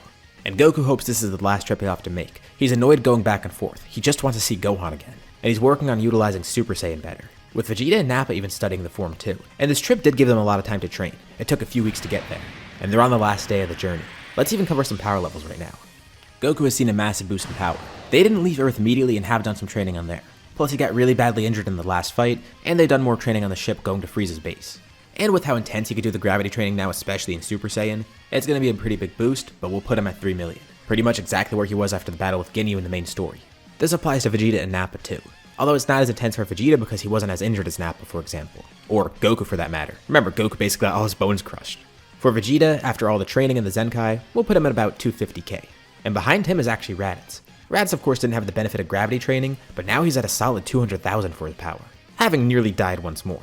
Being much more gravely injured than Vegeta or Nappa were. Although he's completely separate from them right now. And as for Nappa, after the Zenkai and the training, I think it's fair to put him about 130k. Just as they're hours away from the base, Krillin's group makes contact with Goku. They have some bad news and some good news. The bad news is, the Dragon Balls can only revive one person at a time. Well, that's fine. They'll just use that to revive Piccolo then, and then that way they can get the Dragon Balls back. But Krillin says Goku didn't let him finish. There's some really good news. First of all, the planet's safe, and they did get the Dragon Balls too, so that's really good news. Guru did consider them worthy in their cause and helped them out. But the really good news is, they have 3 wishes. Which is perfect. They need 1 wish to revive Piccolo and Kame because reviving one revives the other. Another wish could revive 10. And the 3rd wish? Bring Gohan back home. Goku's elated. That's way better than they could have hoped for. He tells them to make the wishes now. He'll be fine. His ship is near Frieza's base, but they could just turn around if they need. Obviously Vegeta and Nappa don't hear this conversation, and Goku knows they're not going to agree with that, but he's going to do it anyways. And he listens in as Krillin makes the wishes. Zarbon and Dodoria have watch over Gohan right now, with Frieza not too far away. And Zarbon watches in disbelief as Gohan just disappears. There's a flash of light and he's gone. Frieza hears the commotion and asks what the hell happened. They look through everything on the base. Their scouters can't pick him up. All the cameras, they don't show anything. How did he escape? And where did he even go to? Meanwhile, back on Earth, Gohan just randomly appears back there. He has no clue of what happened, but this is home. He could tell it is. Especially because he's sent right back to Chi-Chi actually. With her and Ox King absolutely elated to see Gohan again. They're in the same amount of disbelief, and then they hear what happened later on as Krillin contacts them too. But also there's a knock at the door at Chi-Chi's house. With Ten and Piccolo showing up, they're back. And they see Gohan too. It's over. They finally did it. Gohan's here and Krillin's group saved them. Goku breathed a sigh of relief. Now all he needs to do is go home. But Vegeta and Nappa then notice something outside of the ship. There's some other Frieza Force ships surrounding them. With the base on the highest alert possible, they're looking everywhere to see how Gohan could have escaped. And while Goku was about to turn back and go home, obviously they can't do that at the moment. They've been spotted by Frieza's ships, and the troops escort them back to base. Vegeta and Nappa realize this is pretty bad, but Kakarot's there, the Super Saiyan. They'll be fine. And this could finally be done with. Goku just wants to go home. He knows Gohan's safe and all, but he also wants to see him again. And it's not done until he gets to see Gohan. Something falls out of Goku's pocket. He didn't even realize he still had it. He has the 4-star Dragon Ball, and it's back to normal too. It's not a big concern because they don't need to use the Dragon Balls right now. But it's nice for Goku to see this. It gives him hope. It's a symbol to him. Grandpa Gohan's Dragon Ball, and also Gohan's too. It's the one that he was wearing. And Goku holds onto it tight, stashing it back away in his pocket, keeping it for good luck. It's just like Krillin said. He'll be able to fight his way out of anything here. He'll finish this battle and simply take his ship back home. Their ship's forced to land, but Goku's in good spirits, now with a newfound determination. And for the first time in a while, that same happy and jovial nature that he has, it's finally returned again. For so long, he's just had negative emotions because Gohan's been gone. He's been worried, he's been angered, he's been sad, but he's back to his old self. Those emotions are wiped away. The only thing he's feeling is determination. He's about to step off the ship and he looks back at Nappa and Vegeta. He says they'll make this quick, with a smirk on his face and excitement for the battle ahead. Once their ship is forced to land, Goku, Vegeta, and Nappa are taken right to Frieza, especially because Vegeta and Nappa are there. It definitely piques the interest of the soldiers. as well as Frieza himself, hearing that the Saiyans have returned and there's an extra one there, and he looks suspiciously like that one that was seen on that base before. It's all starting to come together. It makes a ton of sense. The Saiyans are working together after all, just like Frieza expected. Whoever this mysterious Saiyan is, he somehow is tied to Gohan, as well as Vegeta and Nappa now. But why were they coming here right now of all times, and why did Gohan just mysteriously disappear? It's all connected, and Frieza's gonna get to the bottom of it. He was gonna train Gohan to be a loyal soldier to him. He knows the Saiyans can be quite powerful, and from what he's seen of Gohan, that kid did have some good potential. And he seems to not be too loyal to the other Saiyans. Frieza's plan was to actually just kill the other Saiyans. Once Gohan was strong enough, he alone would have more power than the other three combined, and he'd be a perfect replacement. Also, another option was to just kill all the 4 Saiyans. Seemingly now 5 Saiyans. But Frieza introduces himself to Goku, wanting to know more about him and where he's from, as well as his tie to that other Saiyan, Gohan. Goku simply laughs this off, telling Frieza that Gohan's returned home safely. His son's back in safe hands. Wait, his son? He thought that was Raditz's kid. But it's all starting to make sense now. Goku's surprised that Raditz actually did cover for Gohan, or at least cover for him, making sure that Frieza didn't know about Goku's existence. And he still does wonder where Raditz is, not that he's too concerned. The Saiyans are still kind of his enemies after all. But he wants to know what Frieza had planned for Gohan and Raditz. What happened with them? Well, since they're all gonna die here anyways, Frieza might just tell them. Zarbon and Midoriya were sent to kill Raditz. They're honestly not sure if he made it out alive or not. Probably not though. As for Gohan, he was actually perfectly okay, up until now where he just randomly disappeared. Which confuses Vegeta and Nappa too. Goku doesn't seem too concerned, he seems to know that Gohan's gone too, but how did he just disappear? They don't know about the Dragon Balls, especially not Namek's. So Goku has to come up with a quick lie. He says he had a friend help Gohan escape, but that friend is the one who can't fight. He's just gonna leave it at that, even though Vegeta, Nappa, and Frieza want more explanation. But Frieza just kinda cuts it off because he doesn't care anymore. He's just glad to know that he was right. All these Saiyans are turning against him, giving him more than enough reason to just kill them right now. Of course he could have done that before, but he wanted to see how things turned out. Especially because he wanted to know more about that mysterious Saiyan that showed up on his base randomly. They'll find Raditz soon enough too. Even if he is still alive, he might have just probably clawed his way back to base to heal. It won't be too hard to track him down too. He turns to Zarbon, Midoriya, and the other soldiers, giving them a pretty simple order. Execute these 3 Saiyans. That Saiyan Goku, Kakarot, or whatever his name is, he took part in killing Frieza Force soldiers. Vegeta and Nappa, well, they were trying to start a mutiny against him, and even betrayed him by joining that enemy Goku. And the soldiers carry out this order with pleasure. Zarbon walks up to Vegeta and says he can't wait to have him join Raditz. Vegeta just scoffs at this. Quicker than Zarbon can even realize, Vegeta draws his hand back and then penetrates it right through Zarbon's chest. Then stretching his hand out, launching a blast that eradicates Midoriya. Then pulling his hand out of Zarbon and then launching a blast that kills him. Nappa simply lifts up a hand too, with the entire area being surrounded by his ki. The room they're in blows up and all the soldiers die too. The only person left there is Frieza, looking a bit stunned and angered, but he kind of expected this to happen. So the Saiyans grew stronger. Not a problem. Even with that newfound strength, they can't be on his level. They might have defeated his soldiers that easily, but they're way weaker than him. And Vegeta says he's right. They're not going to fight Frieza. As much as he'd love to be the one to kill Frieza himself, that's actually Kakarot's job, and he's going to love to see what Kakarot's become. Goku then simply walks up to Frieza. He could tell that no matter what, they're not going to stop hunting them down now. Frieza either is going to kill them all, or try to take Gohan again. And Goku's not going to let either of those things happen. So Frieza's left him no choice. Even though he didn't care about Frieza enough in the first place to even try and fight him, it's a necessity now. As he walks towards Frieza, a golden ki surrounds him. His hair then stands up, flickering into a golden color. There's an explosion of ki, and Goku fully transforms into a Super Saiyan. Frieza then stumbles backwards, even tripping and falling down. He's left speechless. The fear that he's feeling, it completely takes over his body. Goku hasn't even attacked yet, he's just transformed. But this was enough to make Frieza quake in fear. Goku walks closer, and Frieza quickly ups his power and jumps back, instantly transforming to his final form, not even going into the other stages. The power even exceeds Vegeta and Nappa's expectations, but they can see that Kakarot's still above him. He continues walking towards Frieza unfazed. Is that really all he has? He does want to fight Frieza at full power after all. Vegeta urges Goku to just kill him right now, but Goku says he at least wants to give him a fair chance at fighting, and he wants to see the extent of his strength. Goku continues walking towards Frieza as Frieza tries to get to his full power state, trying to do it in a hurry, but Goku's actually giving him the time to do so. Vegeta and Nappa hear some ships above them, and tell Kakarot to have fun fighting Frieza. It seems some reinforcements have arrived. Alarms must have went off when the base blew up. They'll fend off these Frieza Force soldiers and let Goku deal with Frieza alone. But as the ships land on the ground, one of them opens a hatch below it, launching a giant laser, completely razing whatever's left of the base, trying to kill Vegeta and Nappa. Of course, the blast does nothing to them, but then their stomachs drop as they see all the ships around them have been destroyed, including the one they used to get here. Well, that's not too big of a problem. I mean, they could just steal one of the other ships. It just kinda sucks because that ship was their fastest way out of here, and it was better. Vegeta gives Nappa a new order. Kill all these soldiers, but leave that ship alone. They're gonna need it for themselves. Frieza's transformation completes, and Goku begins fighting him. And Frieza is pretty powerful, but there's a clear edge in power for Goku. King Kai's even in his head telling Goku he should have just finished it off right away. But Goku actually feels confident here. First of all, from a raw power standpoint, he is stronger. It's pretty much the same difference we saw in the Namek arc, although there's some key differences here too. For one, Goku is at full strength. He hasn't lost any stamina, hasn't gotten any injuries, nothing. And he actually does kind of know how to use Super Saiyan here. Obviously, he's only had it for a few days, so he doesn't have perfect control on it, but he has better control than he would have on Namek. He has a more clear mind and actually has some idea of how the form works. Again, it's not much, but it does help make a little bit of a difference. But with Frieza at his full power, he does stand a way better chance than before, but he's still not going to win. Their fight takes place on a massive scale. While Vegeta and Nappa fight off the rest of the Frieza force, Goku and Frieza fight around the entire planet. And slowly the gap begins growing wider and wider. Goku's skill and power ensures a victory here. Frieza tries everything he can, but no matter how he fights, no matter what he does, nothing works.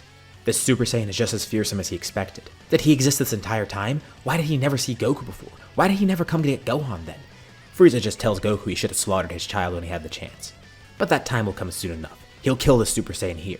Then, he'll go to Earth. He'll kill Gohan too. They'll have a nice family reunion in hell. They can meet up with Raditz, Vegeta and Nappa too. Frieza assures Goku that he's not going to make it off here alive. Although, talking like this is kind of a mistake. The threat that Frieza made really just reassures Goku. Frieza needs to go no matter what. Even if Raditz is dead, which he doesn't know for sure, Goku is glad that Gohan's finally safe, and lets Frieza know he's not going to lay another finger on him. That threat he made to Earth really does piss him off too. And Goku realizes how much of a hand Frieza has in all of this. He's the one who set all these events into motion. If it wasn't for Frieza, the Saiyans would have never come to Earth to find Goku. They wouldn't have needed his help. They wouldn't have kidnapped Gohan. And then there's Frieza's direct involvement too. Even taking Gohan for himself at some point. Of course, the Saiyans do hold a lot of blame too, but Frieza deserves just as much. Frieza hates being talked down to. This monkey's making a mockery of him. The anger within him bubbles up. Somewhere across the planet, Vegeta and Nappa finish off the last Frieza Force soldier. But then the entire planet starts shaking, and they see a large wave of ki coming towards them from the distance. Goku isn't sure what Frieza's trying to do, but he's just expelling all of his power. It's a pathetic last-ditch attempt to kill him, but he has to get Frieza to stop, otherwise the whole planet will explode. That wave of ki circles the entire planet. Vegeta and Nappa are able to dodge it. But then they look back and see, in Frieza's rage, he leveled the entire planet. Nothing's left, including the ship that they were trying to use to get back. There's no remains of the base. You wouldn't even realize that people were on this planet. They might be kinda screwed now. And Goku can tell that's the extent of Frieza's power. That's the last thing that he's gonna do. He calls Frieza a coward. Of course, his strength was amazing, but it's a shame he can't fight fairly, or be a good person for that matter. Goku ends up defeating Frieza, and he's not given a second chance. Frieza does die here. Goku does want to head home, and he knows that if he left Frieza alive, he'd just show up there anyways. But he's glad that's over, and he's glad that he also got to test out Super Saiyan. He flies back over to Vegeta and Nappa and sees that, well, there's nothing left. And they look just as concerned as him. Goku checks his pockets, thinking that he turned the ship into a capsule, but no, he never got the opportunity to. They were captured and forced to land and escorted off the ship. He never got the chance to turn it back into a capsule. And there's no other ships left. Frieza blew them all up on accident. Vegeta and Nappa are glad that he got to kill Frieza, but what are they supposed to do now? They're stranded here. Well, Goku thinks maybe there's a chance they can get home. He doesn't say this out loud, but the Dragon Balls on Earth can bring him back, right? Well, no. He has the 4-star ball. So Shenron's not going to be able to do anything because they don't have a full set. It's not like Namek can do anything either. Of course, they only take 3 months instead of 1 year to recharge, but even with the shorter recharge time, that's way too long. They were just used hours ago. Vegeta wants to try and contact someone too, but doesn't know who. They can't get any help from the Frieza Force, and they don't know if Raditz is even alive. Even if he is, they don't know where to find him, or how to get a hold of him. Goku sits down on the ground, thinking over things. He's content that all this is over and he doesn't need to worry about Frieza anymore, and Gohan's back home safely. And he acts surprisingly casual about this issue. Yeah, they're stranded here, but he feels like they can make it off. Thankfully, Vegeta and Nappa didn't take much damage, and Goku has some Sendus on him too, so he takes one for himself just in case. That also solves the food issue because he's going to be full for days now. Well, if those other Frieza Force soldiers arrived, others might come too. There's gotta be others that responded to that signal. They wait hours and hours and nothing comes. Goku even tries to contact Krillin, but he's lost contact. Vegeta theorizes that this base has something in space that jams connections like that. Anything that's not recognized won't be sent through. It's not like they could use the scouter either because that's gonna go directly to the Frieza Force. But that might actually work. They just need to steal someone else's ship. So maybe broadcasting their location is a good thing. So Nappa gets on his scouter and yells out to everybody. And not long after, help does arrive. 5 space pods land nearby, and it's the Ginyu Force. A while back, this would have been a big threat for Vegeta and Nappa, and they still kind of are, especially Ginyu himself. But with Goku's help there too, they're not really a problem. The Ginyu Force is killed, and they steal their ships. These ships are going to be a lot slower than the one Goku had, and even a lot slower than the ones that were there before. These are just simple attack balls, so they're not going to go that fast. But Vegeta programs all of them to go to Earth, so at least they could return there. So they each get on the ships, finally leaving this planet, but it's going to take some time before they get back. Out in space though, more people got the SOS signal. King Cold eventually does decide to look into it too, realizing that something happened with Frieza. learning about Frieza's death and trying to figure out who actually caused it. But he's not the only one who got that signal. Much to Raditz's surprise, he hears the SOS on his scouter. It was broadcasted to everyone after all. And he recognized the voice. It was Nappa's. He tried to respond, but Nappa didn't call back. And he's completely unaware of what's going on right now because he kinda did desert the Frieza Force. Right now he's on a completely separate planet, far removed from everything else. He's still looking into those myths about Super Saiyans and Ancient Saiyans that Vegeta had, taking some of their leads and landing up on this planet. It seems Frieza's already doing something to Vegeta and Nappa, trying to kill them. And Raditz knows he's probably next. But he wonders what's going to happen with Gohan, or Kakarot for that matter. But whatever it is, he's not too concerned right now, because Frieza will be gone soon enough. From what Vegeta and Nappa were researching, apparently there's a rumor that there's a Saiyan sealed away somewhere. It seems very outlandish, just some sort of stupid myth that they tell kids maybe. But so is the Super Saiyan, that's just another myth like that. They've gathered all the info they could on this, and it did take a while. And luckily Raditz did have some of that info too. He doesn't really have any other choices at this point, and he doubts this is going to lead anywhere, but he hopes it does. He explores this planet even more, finding all sorts of strange things, ancient ruins, destroyed remains of other civilizations, all sorts of weird stuff that makes it look like this planet did have people on it a while ago, but it's completely barren now. He wonders what went on to even cause this and how it ties to Ancient Saiyans. Was there some sort of Ancient Saiyan actually sealed away somewhere? It can't be true. But Raditz stumbles upon a strange structure. There's something written on it in a language that he can't read. Even if it's some sort of warning, it's not like he's going to heed it anyways. Raditz feels like he has nothing to lose at this point. Whatever he's about to unleash, it might be kind of dangerous. But who cares? He just wants Frieza to be gone. No matter what happens, Raditz feels like he's just marching towards his death anyways. If Frieza killed the other two Saiyans, they're coming after him next. And no matter how strong he's grown with Gohan, it's not going to be nearly enough. He's not stupid enough to think that it would be. So this might be dangerous, but even if it kills him, it doesn't matter, because he knows that this will stick it to Frieza. He breaks the structure, trying to break whatever seal's around it. He doesn't know what the seal is, who made it, or why they made it, and what it's sealing. But it has something to do with Ancient Saiyans, and he wants to figure out what. Could it be the secret to his Super Saiyan? Could it be some forbidden knowledge about Ancient Saiyans that Raditz could use? Could it be some sort of person? Either way, he needs to know. The seal's broken, and Raditz feels an ominous presence, but he doesn't see anything out of the ordinary. Was this just a dead end? Whatever seal he broke, there was nothing behind it. This whole structure was built for nothing? Of course this was a waste of time. Raditz turns around to leave, but then feels that presence grow stronger, that weird ominous feeling that he had. It's growing more prevalent, but he realizes that it's not just a feeling in his gut, it's actually him sensing something. He turns around and sees a mysterious red glow, as something, or someone, begins materializing in front of him. When it fully materializes, Raditz can see that it's some sort of man. Clearly a Saiyan, he even has the tail, but he's being restrained by something too. The Saiyan opens his eyes, looking directly at Raditz. So it was a person that was sealed away. But who is this guy? Why was he sealed away? He's glad that the rumors led somewhere, but he wonders what's going to come of this. The man steps down from where he materialized, not saying anything. There's a muzzle on his face too, so it's not like he could say anything. He simply glares at Raditz, with Raditz feeling an immense amount of fear just from that glare. But the Saiyan doesn't attack him. He simply just walks past Raditz. And Raditz follows closely behind trying to talk to the guy, but he says nothing back. Raditz doesn't really know what else to say, but he says who he is and why he's here, telling this guy that he's a fellow Saiyan. He freed him because they need help. The Saiyans are on the verge of extinction, and he's their last resort. They need to get rid of Frieza. Otherwise, they're both dead. Frieza probably would have come here too to try and destroy this guy. Raditz doesn't know if Frieza actually knew about this rumor, but either way, he probably would have found it eventually. They have a common goal. They need to fight against a common enemy. But he doesn't have a clue who this mysterious Saiyan is. Hopefully he does join Raditz's side though. Unbeknownst to Raditz, he unsealed a dangerous Ancient Saiyan, an Ancient Saiyan named Cumber. Raditz continues to curiously observe Cumber, not knowing who he is or what he's doing. Even weirder, Raditz doesn't realize who sealed him in the first place, or why he was sealed, or how. Although he does wonder how strong this Saiyan could be. Clearly he seems very powerful, way more powerful than anything he's ever experienced. As Raditz thinks of his next move and what to say, Cumber then just suddenly turns at him and glares. The glare is enough to instill so much fear into Raditz that he's just paralyzed in place. And within an instant, Cumber launches up into space. With Raditz amazed, can he survive in space too? And where the hell is he going? Raditz has so many questions and is kind of regretting his choices here. What did he just unleash and what was he heading to? Quickly, Raditz goes to his own ship and tries to follow Cumber out into space, but by the time he's already out there, Cumber's far gone. He's moved so far out that Raditz can't even sense him anymore. The small red glow he left behind disappears into the void of space. This all happens right after Frieza is defeated and before the Ginyu Force arrives. Not knowing where to go now, Raditz decides maybe it's best to head over to that planet that Frieza's at. If those Saiyans are still alive, he could at least try and help them. And if not, he wants to make it seem like he has no ill will against Frieza. Because if the two Saiyans screwed up attacking him, then he's gonna get the brunt of it next. And without Cumber at his side, there's not really anything he could do. That really did not go according to plan. The good thing is it won't take him too long to get to base. The ship that he has is pretty fast, it's one of the better ones. And as he starts flying over there, he tries to monitor what's going on with the base. His communications don't pick up any ships going in or leaving. At least not for a few hours. Eventually, 5 ships arrive, which he assumes is the Ginyu Force, but they all don't leave. Only 3 of them end up leaving that planet. Why is there no sort of signal there? He tries even contacting the base too, but there's no response. At least not at first. Eventually someone does pick up, and it's a familiar voice. It's Nappa. Raditz is still out there? He couldn't communicate with their scouters directly, but since they're the only ones there and he was just sending it out into the void, they did end up receiving the message. And he hears everything that happened, deciding to follow those 3 space pods and meet up with them at least. Goku, Vegeta, and Nappa land on a nearby planet, with Raditz also landing there too.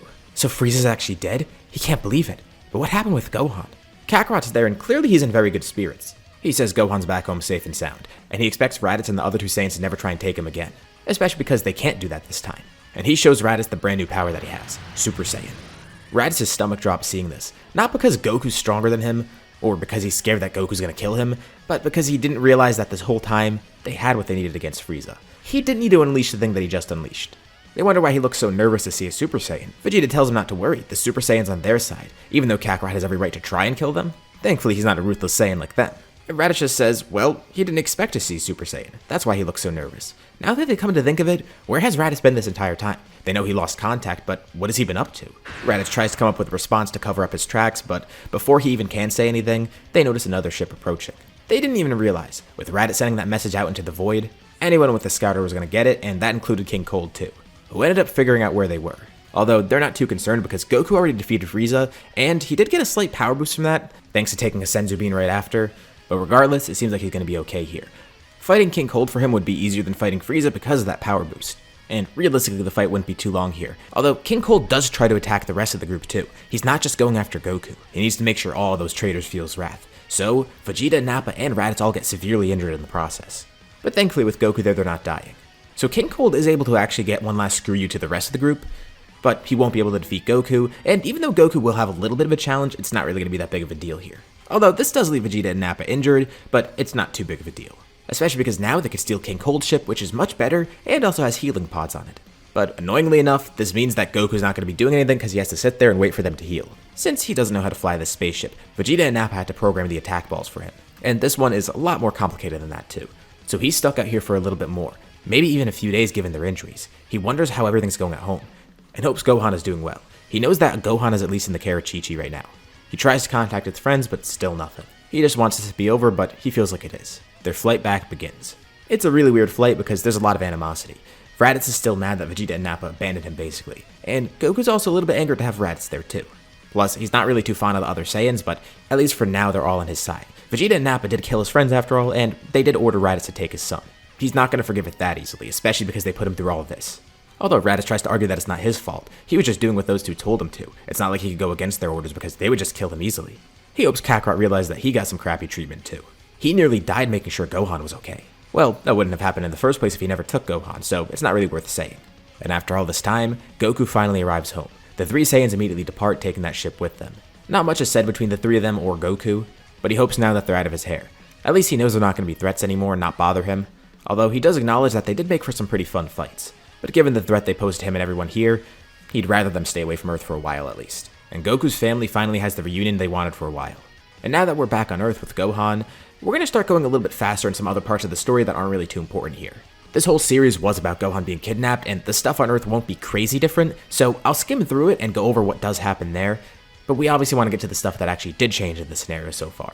So in case you notice me moving really quick through some of the next arcs, that's why. After a brief time skip, we arrive to the point where King Cold and Frieza would have arrived on Earth originally, but they don't because they're obviously dead here, although a time traveler from the future does show up, warning everyone of 2 things that they're going to face in the future. And this time traveler doesn't need to hide his identity because he already does exist here. He's not going to cause some paradox by coming back and revealing his identity. It's future Gohan, who ends up surviving as the only fighter in the future. And he explains what happened. Goku eventually does fall into the heart virus, and not too long after, the androids do attack. The androids did end up killing mostly everybody, but Gohan was able to survive, and got strong enough to fight back against them. Given the changes in Gohan's life so far, especially with what's going on in the future, he actually did claim victory over the androids. It took a while, and it took a lot of training to do so. But he was able to unlock a new power that allowed him to kill the androids, and now he's back here to try and reverse everything. Goku's dead from the heart virus, and even if the Dragon Balls were there, he couldn't bring Goku back. Plus, without the Dragon Balls, no one else can be brought back. And while the androids aren't there any longer, he does want to see if he could at least reverse the effects of it. Same for Bulma, that's the whole reason she sent him back here in the first place. And after giving them this warning, Gohan shows off that new power that he was able to get. He transforms into Super Saiyan, which isn't too surprising for Goku. If that's all that's needed to defeat the androids, as long as Goku survives, they'll be fine here. He already has Super Saiyan, Gohan should know that. But future Gohan tells Goku that he's not done powering up yet. By now, Goku's already practiced a lot with Super Saiyan and has gotten better with it. He's maybe on the cusp of grade 2, but not really anything beyond that. Future Gohan tells Goku that he'll really like what he shows off. His power rises far beyond Super Saiyan as future Gohan goes into Super Saiyan 2. He tells Goku, if he survives and is able to access this level of Super Saiyan, they'll be able to defeat the androids with ease. And even better, he turns to his present self. If Gohan's able to learn Super Saiyan at a younger age, that also will really help them there. But just in case, he will return in a few years to make sure that everything's gone okay. And he hopes this is enough of a notice for them to make a change with it. But Goku does ask about the Saiyans. Did they ever return to Earth? And future Gohan says they never returned. Honestly, they were probably scared of him and Goku. But especially now, he knows if his uncle ever did show up again, he wouldn't be an issue at all.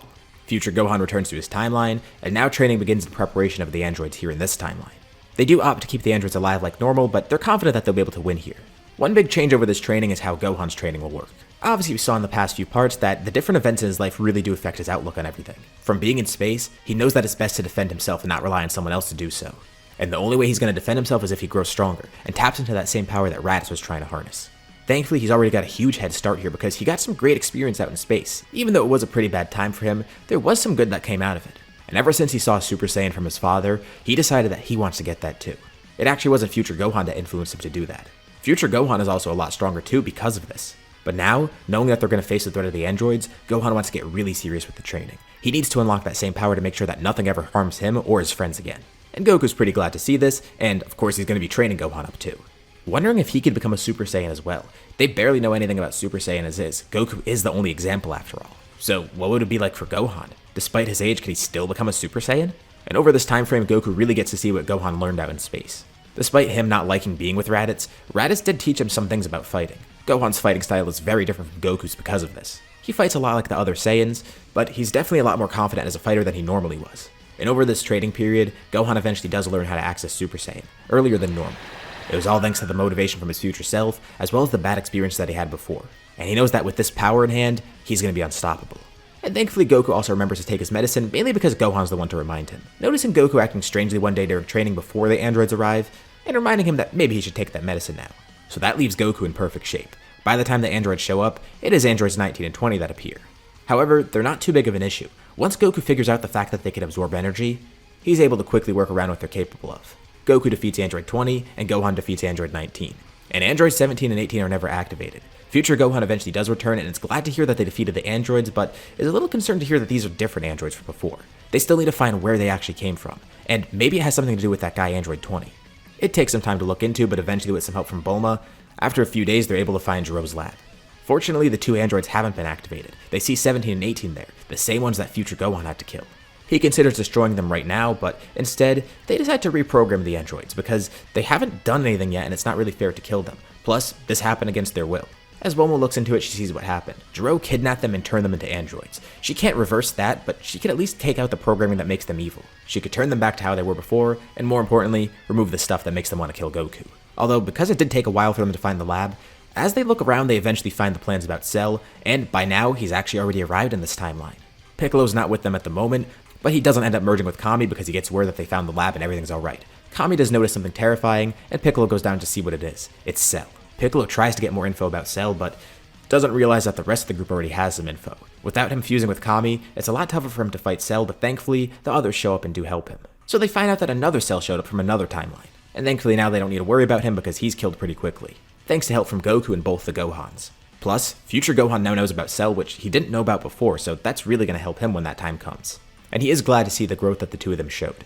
He even tells his present self that he didn't have Super Saiyan at that age, and he wonders how quickly they'll be able to get Super Saiyan 2 now that they both know about it. It was a really interesting experience going back in time to see them, and he's glad that he saved this timeline. He might have not reversed what happened with his, but it's not like he got nothing out of it because now he knows about Cell showing up. And he wishes all of them the best. They thank him and say their goodbye. And even though future Gohan didn't get to bring back all of his friends, he still got to see them one last time by coming here. He feels that same hope persisting, as he returns home, ready to defend that timeline from one more threat. So, like I mentioned, we kind of skimmed through that arc really fast because first of all, not much happened with it, but also because we want to get onto the other stuff that happens. Although, it is worth noting, the stuff that I covered about Gohan, that's a big difference here. In this arc, we got to see a little bit more of his different demeanor, which will continue to be prevalent in the story. Now, Gohan being taken out into space against his will, it's not like that's going to morph him into a completely different character. He's not going to become evil or anything. He still is the same pure-hearted, good Gohan. But those experiences did make him have a different outlook on things, mainly when it comes to the fights that he takes place in. He was in a ruthless environment. He knows that he can't be as forgiving as he once was. And while he does have a great group of friends and family to rely on, he can't rely on them all the time. He needs to put in his own work. And it's not just Gohan either. The same goes for Goku too. He has unfortunately seen that some of his enemies can't be reasoned with. People like Frieza, people like King Cold, people like his own brother. He doesn't want to lose Gohan or any of his friends again. And overall, he still is the same Goku. He wants to grow stronger all the time and always looks for a great fight. But at the same time, he recognized that that power can be used to defend his friends and family. Not that he didn't recognize that before, but now he sees how important it is, with that aspect of his character becoming more relevant here in this story. Less of a change than what happened to Gohan, but still a change worth noting. All that time that Gohan was gone, and the things that happened to his friends in the meantime too, it was a much more grim experience for him than the original Saiyan saga, or Namek saga for that matter. The events did change Goku and Gohan a little bit, but for the most part, they still are the good-natured and optimistic Goku and Gohan that we both know. And over the next few years, they only improve their power even further. Gohan's thankfully able to go back to studying and get somewhat of a normal life, eventually going to school too. But he and Goku find a good balance with training. The two of them do unlock Super Saiyan 2 pretty much around the same time. By now, Gohan's even caught up with Goku in terms of power. And Goku can see that he's about to be surpassed by his son, which he doesn't mind. Of course, Goten's born too. Another person that Goku wants to make sure he protects. And you could probably see this coming, but there's not going to be a Buu saga here either. We get a nice tournament, but with Goku being alive and on Earth, and without Vegeta becoming a Majin there, and with both Goku and Gohan being a little bit more serious and stronger overall, it makes it pretty impossible for this arc to happen, unfortunately. And I know it's kind of a joke with you guys that I skip the Buu saga a lot, but hey, you know, it's happened more often in some of my recent what-ifs. It was only a matter of time before this happened again. But in all seriousness, with the different events here, yeah, that's not going to happen. So we actually passed a lot of time in this one part alone. We went from essentially what was a stand-in for the Namek arc, to now being beyond the Buu saga. Even if I did spend more time on those other two arcs, it still would have happened that same way regardless. And because of that, I thought it would be a little bit better to save some time in this part as well. Just so we don't need to drag stuff out and spend too much time on stuff that's not really too relevant to the overall plot of the series. Especially with what we set up before.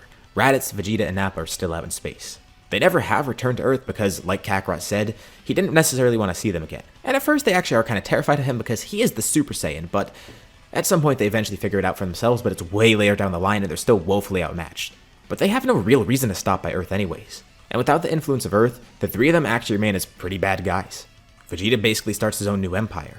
Although it's very small, and thankfully he doesn't know about the Dragon Balls on Earth or Namek. They still do wonder though, what friend was able to get Gohan back to Earth? And there's also the unanswered question of what Raditz was up to during the time that they were separated. Thankfully they don't pry and Raditz doesn't raise any eyebrows, but Raditz does have some underlying anxiety. What happened with Cumber? He hasn't seen him in years. He has no clue what he's up to or what he unleashed. Maybe it's not that big of a deal though. At least, he hopes so. Following the Buu saga, Shin and Kibito are pretty content. Buu is defeated and they don't need to worry about that anymore. But Shin has a weird bad feeling. Yeah, Buu's gone, but he has a weird sense of anxiety. It might have not been because of that, but he feels like he's forgetting about something. Kibito assures him that it's nothing. If there was something to worry about, they would have known about it. And yeah, he's maybe right, but Shin can't shake this feeling. It's like there's some weird ominous presence, something that he's feeling subconsciously. He doesn't know where it's from, or who it's from, or even if it's real. But maybe he's just being paranoid. Buu being gone that easily is too good to be true, so probably it's attributed to that.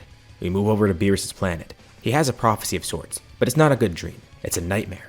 In this nightmare, he sees some evil being rising up, gaining unfathomable power, only seeing a dark silhouette of the sky. But the nightmare has an upside. A righteous, godly Saiyan rises up against him. And not just that, but this Saiyan, that godly Saiyan, it'll be his rival. When he wakes up, he immediately tells Whis about this, assuming it's a prophecy. But they're not too sure about it. There's only one way to find out. Beerus wants to seek out any other Saiyans out there. They have no clue of who that evil being will be, but at least with the Super Saiyan God, they know they're going to need to find a Saiyan. And maybe it's Beerus' calling to raise up the Super Saiyan God. There's only one way to find out. But he remembers something else strange in that dream. A vision of the Supreme Kai flashed in his mind. He didn't know why he was there in that dream, but it could have just been nothing. As Beerus and Whis look into it, they eventually find that there's some Saiyans on Earth, as well as a few others out in space. Although the ones on Earth definitely seem to be a lot stronger. So Whis takes Beerus to this strange planet. Even better, it seems like this planet has a ton of great food. But then he ends up meeting the two Saiyans that he heard about. One named Goku and one named Gohan. Both seem incredibly powerful, at least by mortal standards. And apparently the one named Goku was able to kill Frieza. But once they fight against Beerus, they realize that they're not close to the Super Saiyan God that he was prophesizing. Although Goku kinda does want to get to the bottom of this and figure out what the Super Saiyan God is going to be. Beerus also tells him about his prophecy. Not just that the Super Saiyan God would be his rival, but that one day he would fight some powerful evil opponent. Well, Goku doesn't know anything about that, But he's at least interested to figure out what the Super Saiyan God is, because if it's some sort of form maybe, then he could get that. Thankfully they have Shenron, so they summon him and ask. And when Shenron tells them about the Super Saiyan God, there's an interesting thing that Beerus notes. So the original Super Saiyan God rose up against some sort of evil Saiyan. Could that be why he was having that dream? Was it just because that's what happened with the original Super Saiyan God? Or is that fated to happen once again, the same story playing over? Was that an origin story, or history repeating itself? But more importantly, they learn how to get the ritual done. Although, the ritual is not going to be able to happen here. Even if they do get Vegeta, Raditz, and Nappa involved, they're not going to be able to help. They need a couple of righteous Saiyans. And as for Vegeta and Nappa, of course they're not necessarily completely evil right now. But they're definitely not going to fit that description. So they only have Goku, Gohan, Goten, and probably Pan. And even though the ritual can't be done, Goku's not too upset about it. That's good because he didn't want the power just handed to him. He wonders if he could just train for that. If Beerus prophesies a Super Saiyan God rising up, well, then it's supposed to happen. Even without the ritual, they're going to be able to do it somehow. And that is true. Instead of having Saiyans channel power into another Saiyan, maybe a Saiyan can attain a godly form in another way. And even if it doesn't work out, Beerus still does want to have a rival, so he's going to just train up one of the Saiyans. As for Goku, it's pretty easy for him to go along, and for Gohan, he does want to go along too, but he is about to have a kid, so he can't go to Beerus' planet for a bit, but he's going to have to return home soon enough. But maybe he could hop back and forth at least. He's already made it through all his schooling, he has a good career, and just as important, he wants to make sure nothing happens to his family, especially the new one that he's starting. But he could take a brief sabbatical from work, and he'll get to train with Goku again on Beerus' planet. But at least for Goku himself, he's going to be there basically full time, and he's excited to see what type of power awaits him. Let's shift out into space for a bit. The three other Saiyans out in space are just continuously trying to grow stronger, as strong as they can get. They've achieved Super Saiyan by now, and just very recently they have been able to access Super Saiyan 2, way later after Goku and Gohan did. Super Saiyan 2 is great and all, but they wonder if they can go beyond that. Super Saiyan 3, Super Saiyan 4, things like that. They don't even know if forms beyond Super Saiyan 2 exist or what they would be like, but there's only one way to find out. But amidst their training one day, Raditz senses something. He has a feeling that he hasn't felt in a while, but he knows exactly what it is. It's a unique type of feeling that he's only ever felt once in his life. That feeling that he had when he awakened Cumber. The feeling grows stronger and stronger. Vegeta and Nappa feel it as well. On the planet they're on, they look up in the sky. There's an ominous red glow, and it descends down onto the planet pretty quickly. Something came from space and landed on this planet. Vegeta and Nappa have no clue of what it is, with Raditz being frozen in fear. They ask him what's going on because he seems to have some sort of clue, but Raditz says that he's not sure. It could be nothing, but they could also die here. He never did tell them about this, and at some point he did just completely forget. It has been many years after all. But that ancient Saiyan that they were researching, he asked them if they remember that. Well, Raditz eventually did get to the bottom of that, and while they had no use for that ancient Saiyan anymore, Raditz actually did free him a while ago. Wait, what? Is that this guy?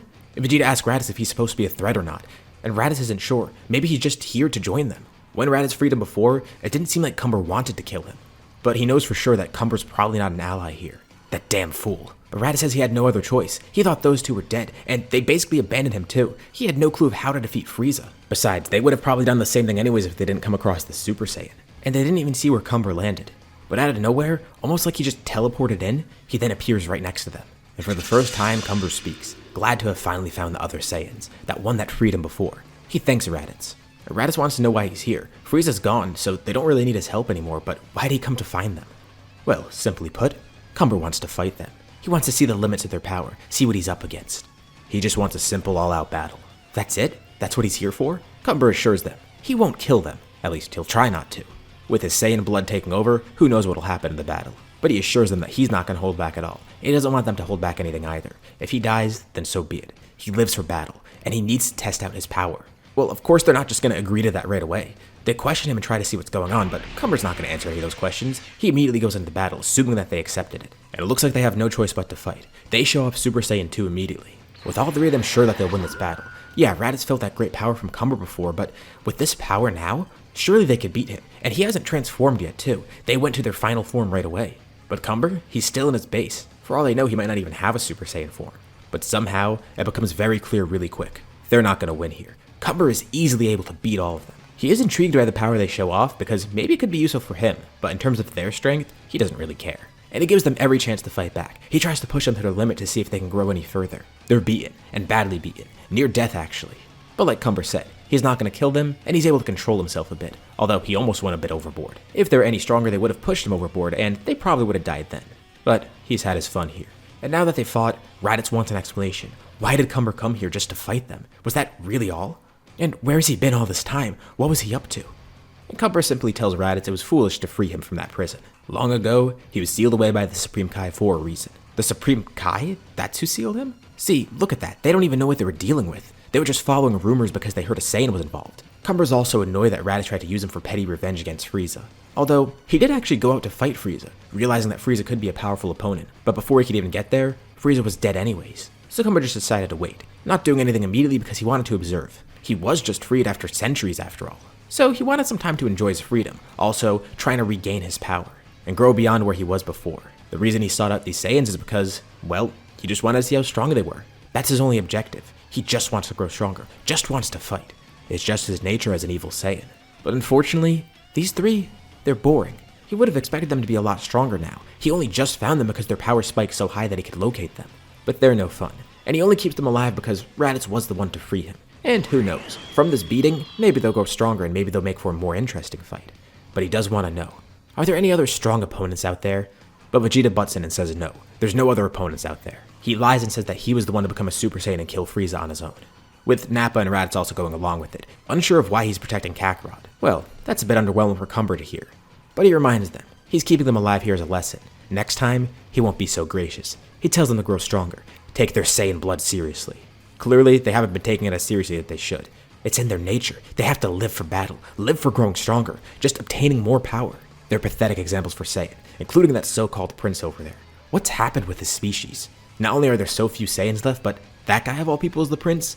Cumber doesn't buy that. If anything, he's royalty. And you know, if they were able to kill Frieza on their own, maybe Frieza wasn't that impressive of an opponent. And it's pathetic that the Saiyans even died to him in the first place. Cumber then randomly launches off into space.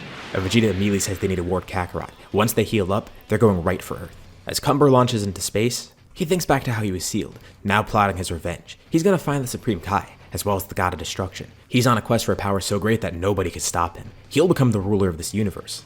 Granted, he doesn't really care about ruling over everything. Again, he just cares about a good fight, growing as strong as possible, pushing his limits as a Saiyan. He'll defeat everyone in this universe. And if there's anything beyond this universe, well, he'll do that too. This is a stepping stone. He's gonna be the strongest thing in existence. Then and only then he'll decide what he'll do with that power. He's not concerned about the destination, only the journey. Millennia ago, far before the story ever started, there was a battle between a Super Saiyan God and an evil Saiyan. The Super Saiyan God ended up winning the battle, with the evil Saiyan Cumber seemingly being destroyed. But miraculously, he ended up living, taking his rampage beyond the limits of the Saiyans, causing havoc throughout the universe. But thankfully from his battle with the Super Saiyan God, he was weakened greatly, and the gods ended up taking notice of his rampage, specifically the Supreme Kai and his attendant. Shin and Kibito eventually did encounter Cumber, and with him in his weakened state, Shin was able to seal him away. But even though he was so heavily weakened there, Shin still had issues sealing him. But luckily he wasn't alone. He had help from Kibito, as well as the 4 Kaio, East Kai, West Kai, South Kai, and the Kai of the North, King Kai. With all their combined power together, they used an entire planet as a seal for Cumber. They didn't have the strength to kill him, not just yet. They would have had Beerus actually do this, but of course he was on one of his centuries-long naps. So the Kais had to pick up the slack, and thankfully it seemed like everything was all solved. Until now at least. Raditz awakened a threat that he knew nothing about, for a battle that would have been so small in comparison to anything else. And now with Cumber freed, he's trying to gain all that power that he lost. From being sealed away, he lost power, and from the fight with the Super Saiyan God, he lost some from that too. By the time the seal was broken, he was only at a fraction of his original power. So he spent this time healing up, regaining that strength, growing even stronger beyond that. But he knows that this universe is different, it's stronger. He doesn't know what's happened in this universe across all these centuries and millennia. But he does know one thing. By now, he should be strong enough to defeat the Supreme Kai. He just needs to draw him out somehow. And also, he wants to fight any other strong mortals out there. He's been fighting any strong person in space that he could find over this time frame. But there was barely anyone strong left. He would hop to different planets that did have some sort of warriors there, testing his strength against them, but none of them were impressive. Is this universe weaker than he thought? Or is Cumber simply too strong? Granted, he's only explored a few galaxies by now. There's one that he hasn't explored. The North Galaxy. He just encountered these Saiyans in the West Galaxy. And hopefully with all these fights, he's gonna draw out the Kais somehow. Not just the Supreme Kai, but the Kaio too. Any Kai that exists, they need to go. And then he'll find out how to destroy the Super Saiyan God, not even realizing that if he kills Shin, Beerus dies with him. At least not originally. As he continued to pillage planets, defeating more opponents, he came across vast amounts of knowledge about the gods, learning that defeating Shin will simply kill Beerus. Although, he's not too sure if he wants that. It might be more entertaining to just fight Beerus on his own, but he doesn't know if he's at that level of strength yet. There's a brief passage of time. When Cumber encountered the Saiyans, it was a few months after Battle of Gods. And a few more months have passed since then. Overall, it's been about a year since Battle of Gods occurred. There was no Resurrection F, No one knew about the Dragon Balls, and no one wanted Frieza back. There was no one to bring him back anyways. Gohan has gone back and forth from Beerus' planet, but now is more so on Earth. Still keeping up with his training though, upholding that same thing that he promised his future self. And one day he sends his familiar powers returning to Earth, people he hasn't seen in so long. And he doesn't know how to feel because he instantly recognized that it's Raditz and his crew. Instantly picking out Raditz's power. Why is his uncle here again? Whatever it is, he knows it can't be good. Assuming that Raditz is here as a threat, maybe he's gonna try to kill them again. Unfortunately for him, it's not gonna be easy. Gohan encounters the Saiyans alone, waiting there as they get off their space pods. He glares at them, with the Saiyans staring back. Gohan says he'll give them a shot to leave. He doesn't know why they're here after all this time, but he has some pretty good educated guesses. But Raditz tells Gohan to calm down. Look, he doesn't want to do this either. But they gotta warn Gohan and Kakarot about this. And they likely need their help too. Raditz and the other two aren't too sure about how strong Goku and Gohan have grown. But likely, they're stronger than these three. Wait, what are they talking about? And Raditz explains to Gohan. That evil Saiyan. That's what Beerus was talking about when he first came to this planet. Immediately, Gohan's able to get in contact with Whis, telling Goku to return. Of course, Beerus is interested to hear about this as well. He tells Goku and Gohan, show off the new powers that they've achieved. Raditz, Vegeta, and Nappa know how to sense ki by now, but they don't feel anything, as Goku and Gohan begin transforming, surrounded by a strange blue glow. And as they transform, Goku tells them, through hard work, they've become gods, stronger than those we could ever imagine. And now, they're not just gods, they've gone even beyond that. The three other Saiyans feel an immense pressure as the transformation completes, and standing there, they see Goku and Gohan, looking like they're in Super Saiyan, but this time, their hair and their aura, it's completely blue. This is the power of a Super Saiyan god who's gone to Super Saiyan, or, as Goku likes to simply call it, Super Saiyan Blue. After witnessing the awesome power of Goku and Gohan, the three Saiyans realize they need to learn this godly power too. Imagine if they had it in their hands, what they could do. Against Cumber, they'd be unstoppable. They don't even realize the Super Saiyan god form relates directly to Cumber. As mentioned in the last part, Raditz didn't even realize what he was awakening, what he was really getting into. They asked Goku to show them how to get this power, but Goku doesn't even know if they'd have the heart to attain it. Like literally, they don't have the heart to attain it. They need to be righteous. And he's not saying this out of malice or anything, he's just being objective here. Although stranger things have happened, so maybe it is possible for all he knows. They never thought that Saiyans could grow this strong. They can't sense his power, but they could just tell by the pressure of him transforming and such. His strength is unfathomable. Same for Gohan too. But now they discuss why they came here in the first place, telling Goku of the threat that they found and why they wanted to warn him of it. And honestly, Goku and Gohan aren't too concerned. This guy sounds like an evil version of Goku if anything, a guy who just wants to grow stronger and continue fighting strong opponents. Of course, that's the only similarity between the two, but they're just joking around to make this more lighthearted. Goku respects that he just wants to fight stronger opponents. But Raditz tells him he needs to take this seriously. This guy is someone that they can't mess with. Well, Goku's not just being cocky here. Yeah, he knows this is no joking matter. But they've already kind of heard of this before. This probably relates to that thing that Beerus was telling them a while ago. A Super Saiyan god versus some sort of evil Saiyan. Maybe that was the relation here, especially since Cumber mentioned the Supreme Kai to the Saiyans. There's more connections here that they're not picking up on. But Gohan does have one question for them. They're being deadly serious about this, but from what it sounds like, they were the ones to actually free the Saiyan. Why did they do that in the first place? And Raditz honestly doesn't know. He admits it was stupid, but they were trying anything that they could to defeat Frieza. They got desperate. That's why he took Gohan in the first place. And this kinda does piss Gohan off a bit because he's realizing how pointless all that was. Him being taken by Raditz, that was basically a backup plan. Like, of course, the entire situation is terrible in the first place, but all these years later he's hearing that it was pretty much worthless. They did it for no reason, essentially. They didn't even know if it was gonna work, they just did it, out of desperation of all things. Well, it looks like they have no choice, especially if this is something that's fated because Beerus did mention it after all. He was fated to find the Super Saiyan God, so maybe it was fated that the evil Saiyan would rise up again and fight him. If you haven't noticed by now, I'm changing things that have happened in canon because I want to make this a more interesting story. Like, obviously, Cumber didn't show up in the main story, but him being the evil Saiyan related to the Super Saiyan God from so long ago, it feels fitting enough and I think it makes for an interesting arc. Although, it's not like they're going to seek out Cumber right now. Goku does thank them for warning him, but he assures them there's nothing to worry about. They've grown far stronger than they could ever imagine, and that blue form they were using, that's a level beyond the Super Saiyan God that they were told about. Not only are they Super Saiyan gods, but they've far surpassed that. Apparently long ago, only a Super Saiyan God was needed to rise up against the evil Saiyan. So, a Super Saiyan Blue? That should be more than enough. Granted, they can't know for sure until they fight this guy, but hey, it's a pretty good guess. But nothing's gonna happen just yet with that. One thing that does happen soon after is the Universe 6 tournament. Once again, I don't really want to spend time covering arcs that aren't going to change too much, but I will note some things that have changed here. Of course, Goku and Gohan will be on the team, and the three other Saiyans actually do join. They're not going to be doing too much in terms of fighting, but they kind of want to watch Goku and Gohan fight, and this is a good way for them to display their powers. And they notice something really interesting. Goku and Gohan fight incredibly well. Gohan actually sweeps the entire tournament up till Hit, where Goku comes in and then is able to defeat Hit on his own.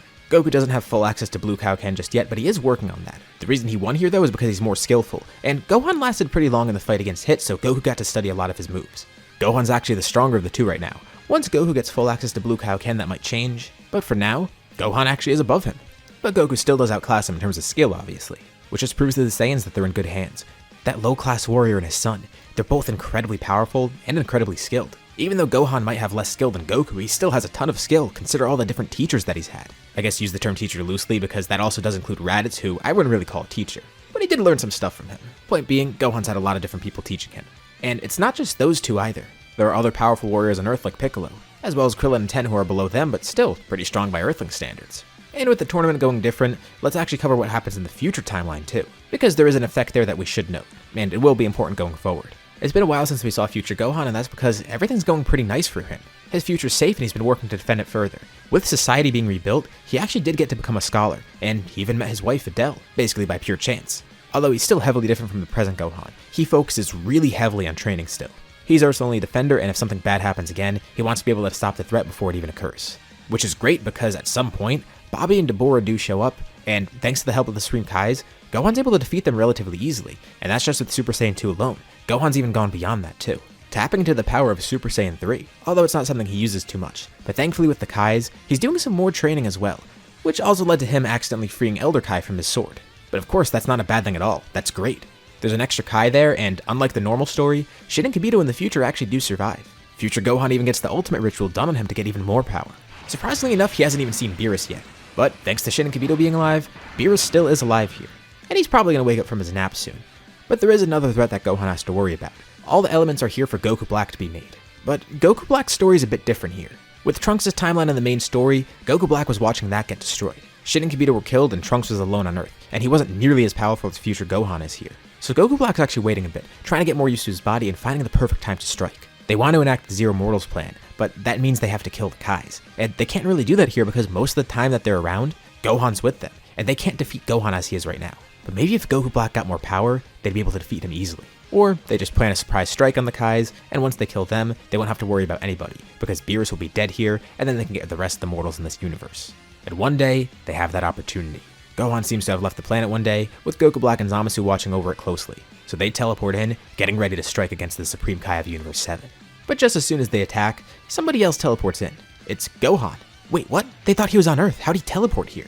What they didn't realize is, with him training with the Kais so much, he's picked up on some of their techniques too, which includes the Kai Kai. It's very useful for getting between planets. Gohan saves Shin and Kibito from their attack, but then he notices the two attackers that he's fighting. One is clearly a Supreme Kai, and then the other one, it's Goku. It's his father.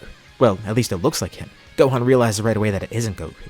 This is a bit of a mental barrier at first, because he doesn't want to fight this guy at his full power right away. He wants to figure out who this is and why he looks like Goku.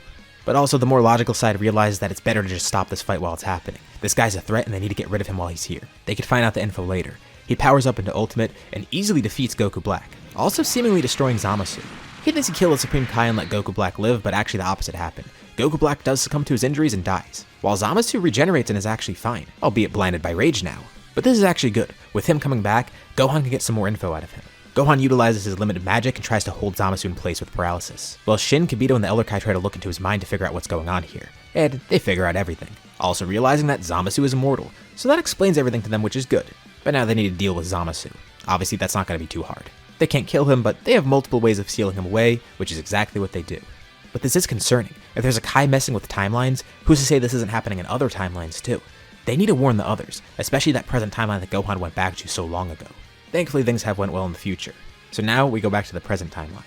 The Goku Black arc is pretty much avoided because that all happened in the future timeline. The main concern in the present is Cumber, obviously. Beerus is eventually told of all this, and he gets a little bit afraid. That might be what he dreamt of, because he remembers seeing Shin in his dreams too. What kind of dreams was he having about Shin? No, not like that. But now that he remembers, yes, he's actually heard this story. And they need to go to the Supreme Kai right away. And after hearing all this too, Beerus almost erases Raditz right on the spot for being so stupid to free him, but Goku says not to do it. He has a good way to solve all this, and this will actually be better if anything. They sealed Cumber because he couldn't be defeated, right? Well, yeah, but Beerus could have defeated him. He was just asleep and Shin wanted to handle it his own way, and he just never got around to destroying the guy. Well, how about this? Goku says that they're going to defeat him, and that way no one will have to worry about it. Beerus won't even have to do any work, and Goku gets a good fight out of it, getting to test the limits of his godly power even further. Same for Gohan. This is a win-win for everybody. And yeah, this is right. And especially when Shin hears this, he's really concerned. He says they shouldn't do that at all. They should just have Beerus destroy him. They don't know how powerful that guy can grow. As is, they were lucky to seal him away so long ago. This time if they catch him, Beerus needs to Hakai him right on the spot. They can't let Goku or Gohan fight, regardless of how strong they are. Gohan also kind of agrees too. This is something normal Gohan might even say anyways, but especially with Gohan's different demeanor here, and all his past experiences plus what future Gohan has told him about his experiences, Gohan would rather just solve the issue before it becomes an issue. He kinda does like the prospect of testing his powers, but this seems too risky, although Beerus says he'll do it this way. He thinks this will be a lesson for the mortals. This is their mess, so they should clean it up. And if Goku and Gohan die, then they're not worthy of being his rivals. The Super Saiyan God is supposed to defeat the evil Saiyan anyways, so if they can't even accomplish that, are they even really the Super Saiyan God that he prophesized? Shin is strongly against this, but he doesn't really have a say here, he guesses. For the time being though, he's gonna stay with Beerus and Whis because in case he is attacked, Beerus is gonna be able to defend him. After all, if Shin dies, Beerus dies. But Shin and Kibito warn Goku. They don't realize how dangerous this is. He could be growing incredibly strong right now. They don't know what Cumber's limits are or how he's even able to grow stronger. Maybe his strength hasn't changed at all since he fought Vegeta's crew, but maybe it's grown drastically, and that's the more likely situation. But Goku's response is simple. They'll just do the same. Cumber's growing stronger, and they are too. They'll just continue growing stronger and surpass their limits. He and Gohan have already pushed themselves a ton, as far as they can actually. As for the other Saiyans, they might not be able to attain Super Saiyan God even through training, but they can grow in their own way. There's probably a level beyond Super Saiyan 2 that they could access, which is exactly what they were thinking of anyways. Although, where is Cumber and when is he gonna attack? Nobody has a clue. But that threat of him is looming in the background. Goku decides to try something pretty interesting. He tells Gohan he has an idea of how they can push their limits, as they go to the Room of Spirit and Time. If Cumber strikes years from now, they're gonna be more than fine. But in case he strikes soon, this is a good way to train. They can get a year's worth of training in a day, and it's pretty intense training too. And while in the time chamber they get some pretty good training down. Goku tries to tap more into Blue Kaioken, and as for Gohan, he's trying to follow what Whis was teaching them. Of course, Goku's following the same, but they actually might be on the cusp of something new here. Goku's a genius martial artist, and Gohan has a more logical mind. They put their minds together and figure out what they could do. There's something beyond Super Saiyan Blue that they could access. And these two, they're the perfect training partners for each other. Both incredibly powerful, one with huge potential, and one with amazing amounts of expertise. But Goku does wonder how strong this Cumber guy really is. He beat the others casually while not even transformed, but those three, they're not that powerful in the first place compared to these two. And with him being in base, he might have a transformation beyond that. He might have some sort of form of his own that's completely unique to him. Especially with how much Shin is worried, that can't be his limit. They have no clue what to imagine for this guy's power. Their training does go really well, but nothing happens with Cumber. He doesn't show up just yet. But about a year after the Universe 6 tournament, someone else does show up here. A very familiar face. It's future Gohan of all people. It took so long because he had to refuel the time machine, and they wanted to figure out more info about Zamasu before coming here. Plus, on top of that, Zamasu and Goku Black did attack later than normal.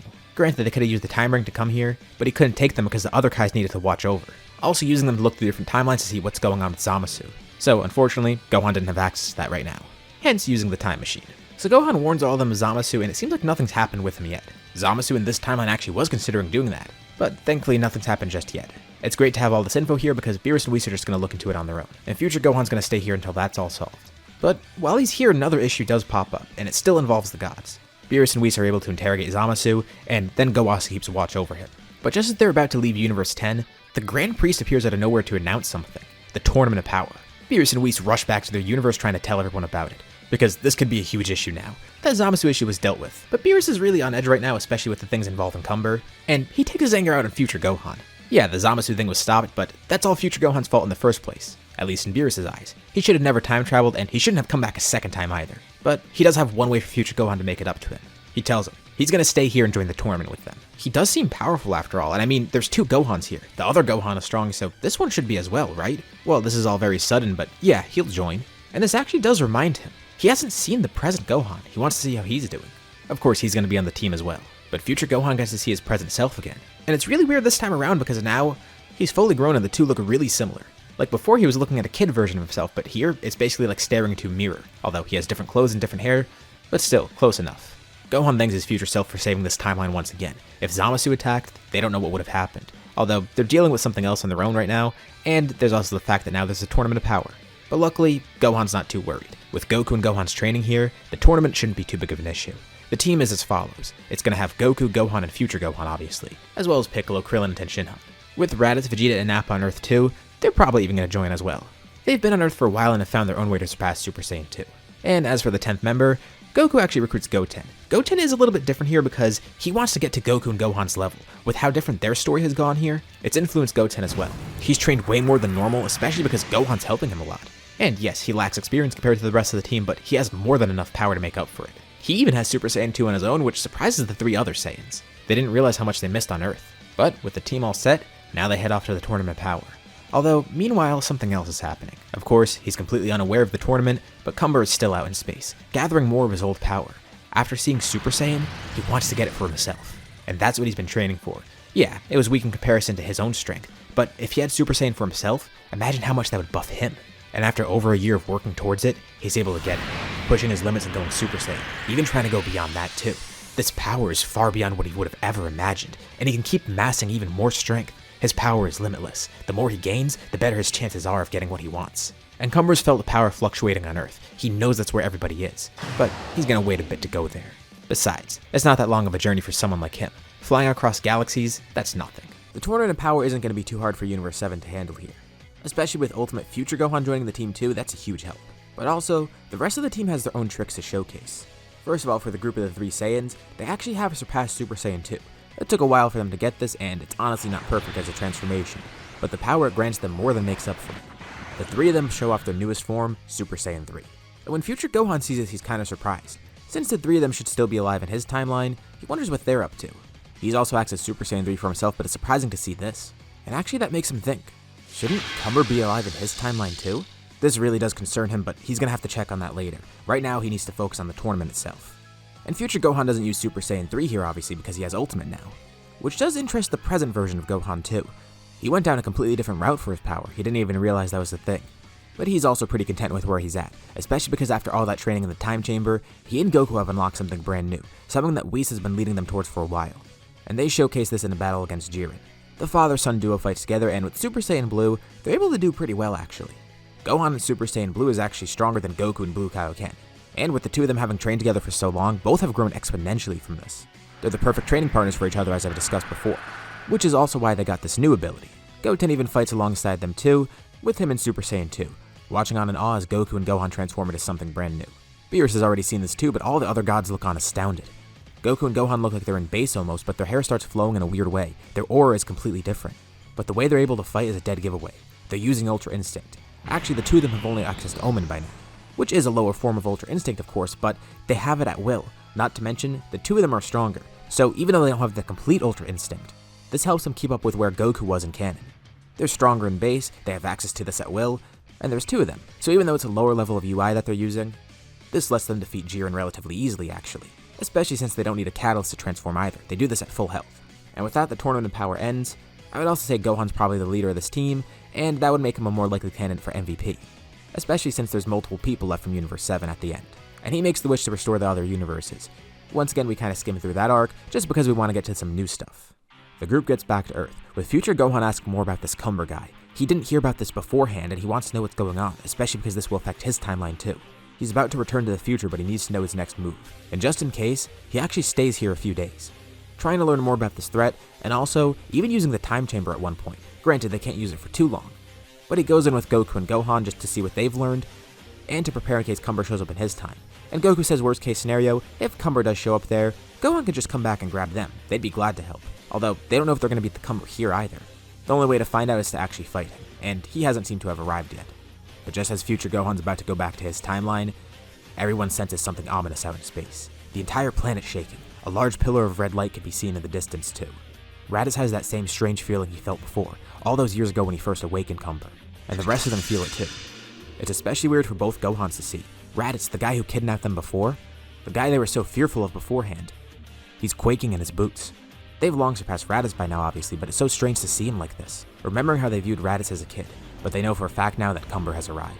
And within an instant, almost as if he just teleported across the planet, Cumber appears in front of him, followed by a massive shockwave due to how fast he moved here. And he's pretty happy, though they can't see it because his face is covered by that mask. He's glad to see the other Saiyans are here, the same ones that he fought before. They can actually watch, and if they have gotten stronger, that might make this even more fun. But he's mainly here for the other strong powers that he sensed, with Goku and Gohan stepping up ready to face him. Beerus and Whis arrive at the area not too long after, wanting to watch this fight as well. Surprising Cumber, he didn't expect Beerus to be here. But that should actually make this more fun. Once he kills these two, he can kill Beerus next. By now he feels like he's amassed enough power to kill him, and he doesn't even need to kill the Supreme Kai. He could kill Beerus with his bare hands. But Goku and Gohan say he's not going to get the opportunity to do so. They've been waiting for him to come here. It's almost like it's fated to happen. So, Cumber assumes that these two are the Super Saiyan gods he's heard of, although he expected to just fight one. Not that it matters though. And Goku says they have more surprises up their sleeve. They're not just regular Super Saiyan gods, they've long surpassed that by now. The two of them transform into Super Saiyan Blue, showing off a power that Cumber's unfamiliar with. The power of Super Saiyan combined with that of a Super Saiyan god. Interesting. It's almost ironic in a way because Cumber's done the exact same thing, combining the power of Super Saiyan with his own power. But he's gonna wait for that. Not many words are exchanged. The 2v1 begins. Cumber's aura flares up and it's incredibly intense. Goku and Gohan can see that he's far stronger than they thought. But if this is his current power, they can defeat him easily. And at first it seems like they are going to defeat him, but he starts transforming into something else. He has to thank the other Saiyans for this. Without them, he wouldn't have known of the power of a Super Saiyan, and in their hands it's pretty pathetic. But now that Cumber has access to it himself, it's helped him far surpass his old strength. Not to mention, he's just been amassing more power in general. He shows off his Super Saiyan form. It doesn't look too different from everyone else's, but despite it looking similar, they know they shouldn't underestimate it at all. The strength he's gained from this, it's absurd. And he's even the odds between them. Even though it's a 2v1 with two Super Saiyan Blues, Cumber's winning. Goku and Gohan aren't too worried because obviously this isn't their full power. But still, to think that he's countering two Super Saiyan Blues at once. And with Beerus watching nearby, he reminds them to eliminate this threat. Now, he's not worried about fighting Cumber, at least not on the surface. But the more he sees this guy's power, the more he realizes he might have not been bluffing about the fact that he could kill Beerus. But also on top of that, if these two can't defeat Cumber, they're no rivals to him. He might as well take Cumber as a rival. He'll get involved in this fight if he absolutely needs to, but he really wants to see what Goku and Gohan are made of. In Super Saiyan, Cumber absolutely demolishes Goku and Gohan. It surprises them to see that he's this strong as a regular Super Saiyan. Well, he's anything but regular, but imagine if he were to have Super Saiyan 2 or 3, or something beyond that even. Another reason to stop him right now before he gets any stronger. So, once again, they have to showcase one of their brand new powers. They used this against Jiren, but that wasn't a deathmatch. And also, even though the tournament was only a few days ago, they did get more experience from that, and had nearly a year of training in the time chamber with future Gohan. As well as training with each other, of course. They've gotten a lot stronger since the tournament ended. And they have a much better grasp on Ultra Instinct Omen. Still, they haven't accessed the complete version of it. But they could tell, they're both on the cusp of it. It's just a matter of time before one of them unlocks it. And they show off Ultra Instinct Omen to Cumber. This interesting. This clearly doesn't seem like a Saiyan form. It's almost like it's something else. This is the culmination of all their training. And while originally they thought the Super Saiyan God formers would be able to defeat Cumber, clearly that's not going to happen. A Super Saiyan God is not enough. Not even a Super Saiyan Blue. This godly power though, this is something far beyond anything Cumber could have expected. They directly contrast each other. Cumber is fueled by rage, fueled by a desire to fight. He's completely animalistic. Meanwhile, Goku and Gohan are as calm as ever. Their minds are empty, their bodies react on their own. They fight in perfect harmony with each other, and in perfect harmony with themselves.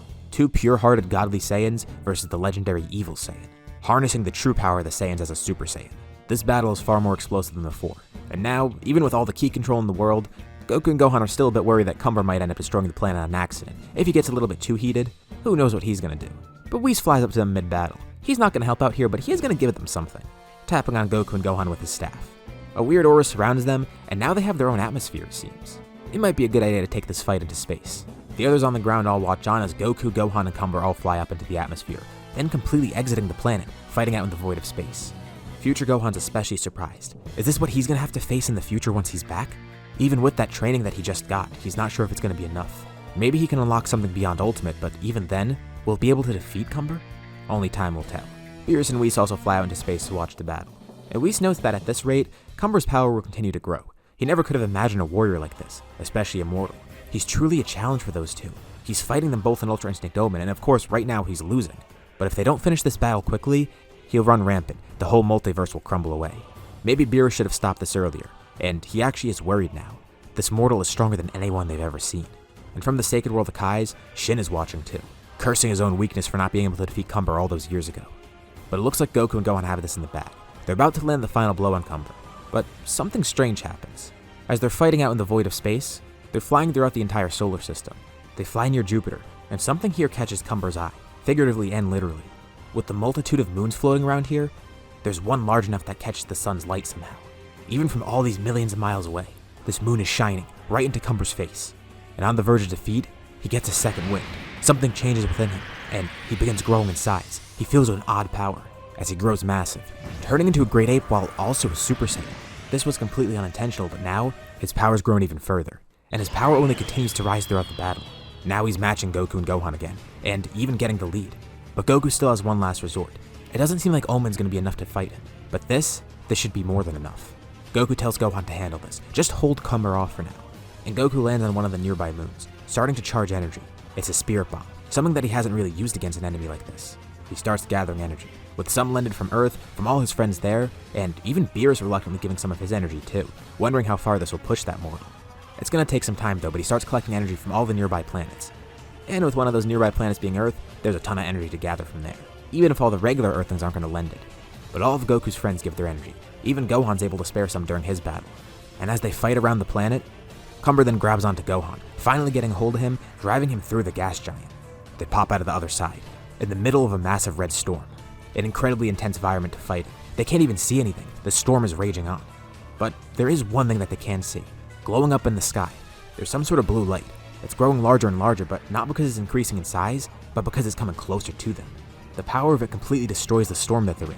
Since the planet's all gas, the planet's basically being torn apart too. Gohan gets out of the way, but instinctively, Cumber jumps up at the spirit bomb.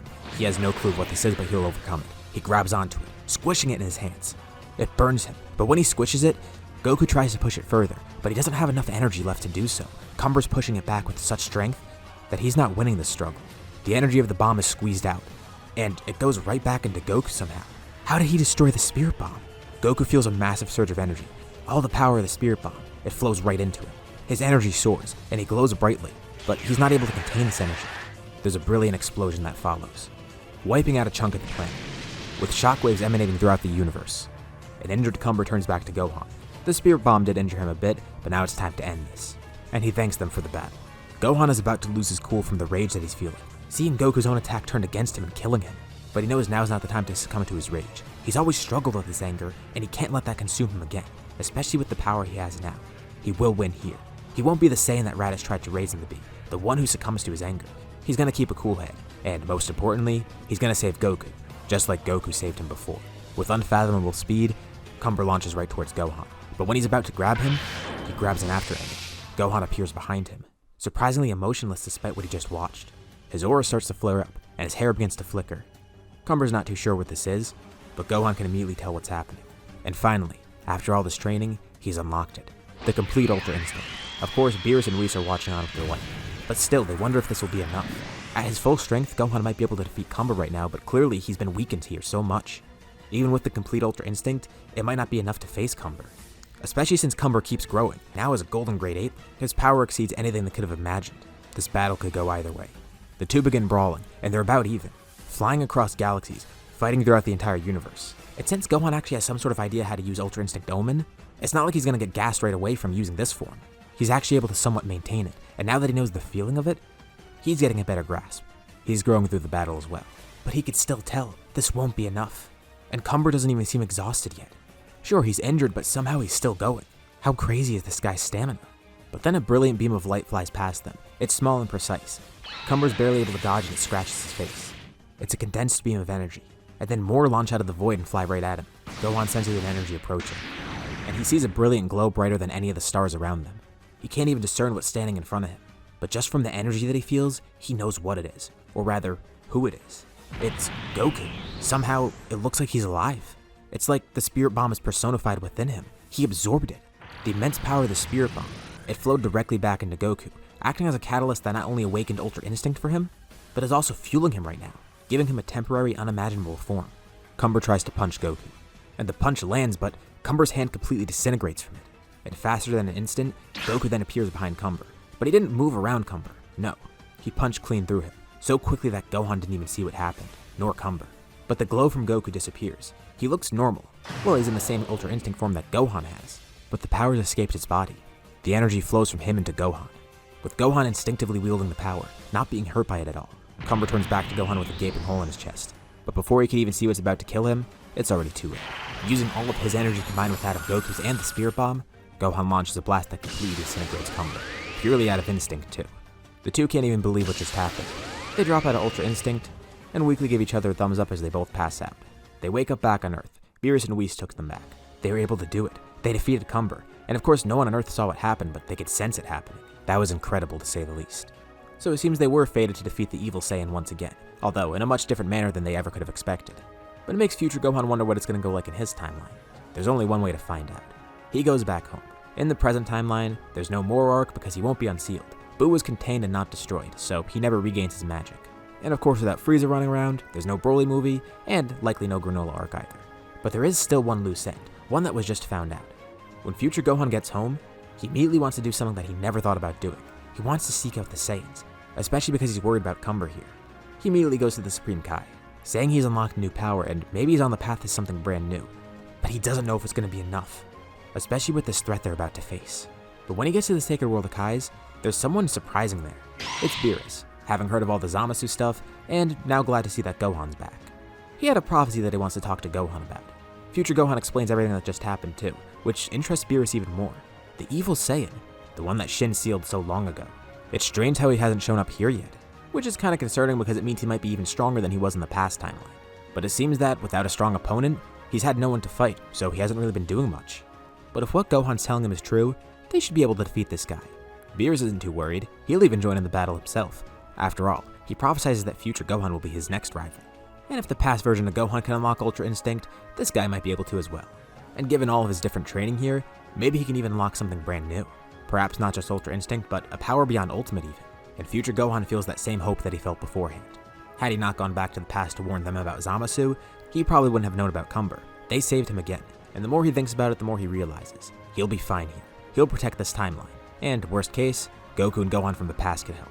Regardless, he'll visit them again eventually, hoping that his past self continues to grow and exceed his expectations. And just as important, hopefully he'll be able to surpass them by then. As future Gohan prepares to fight Cumber in this timeline, the warriors in the present timeline know that he will achieve his goal. Just like here, it might be destiny after all. Although future Gohan does wonder, what are the other Saiyans up to? And well, they're up to nothing. They're just avoiding Cumber to the best of their ability, and since they figured out where he was sealed away, they want to see if there's a way to reverse the seal. But clearly no progress has been made yet. Hopefully they won't have to worry about Cumber. Lucky for them, they don't even realize that Gohan's gonna handle it. And with that, we end off this series here. What do you guys think about this story? I know I skimmed through some things, but I wanted to focus on the important stuff here. You know, the new arcs. Let me know your thoughts in the comments below. If you enjoyed this series, be sure to drop a like and subscribe if you haven't already. It helps the channel and lets me know you want to see more like this. Anyways, thanks for watching, thanks for supporting the series all the way through, and I'll see you all in my next video.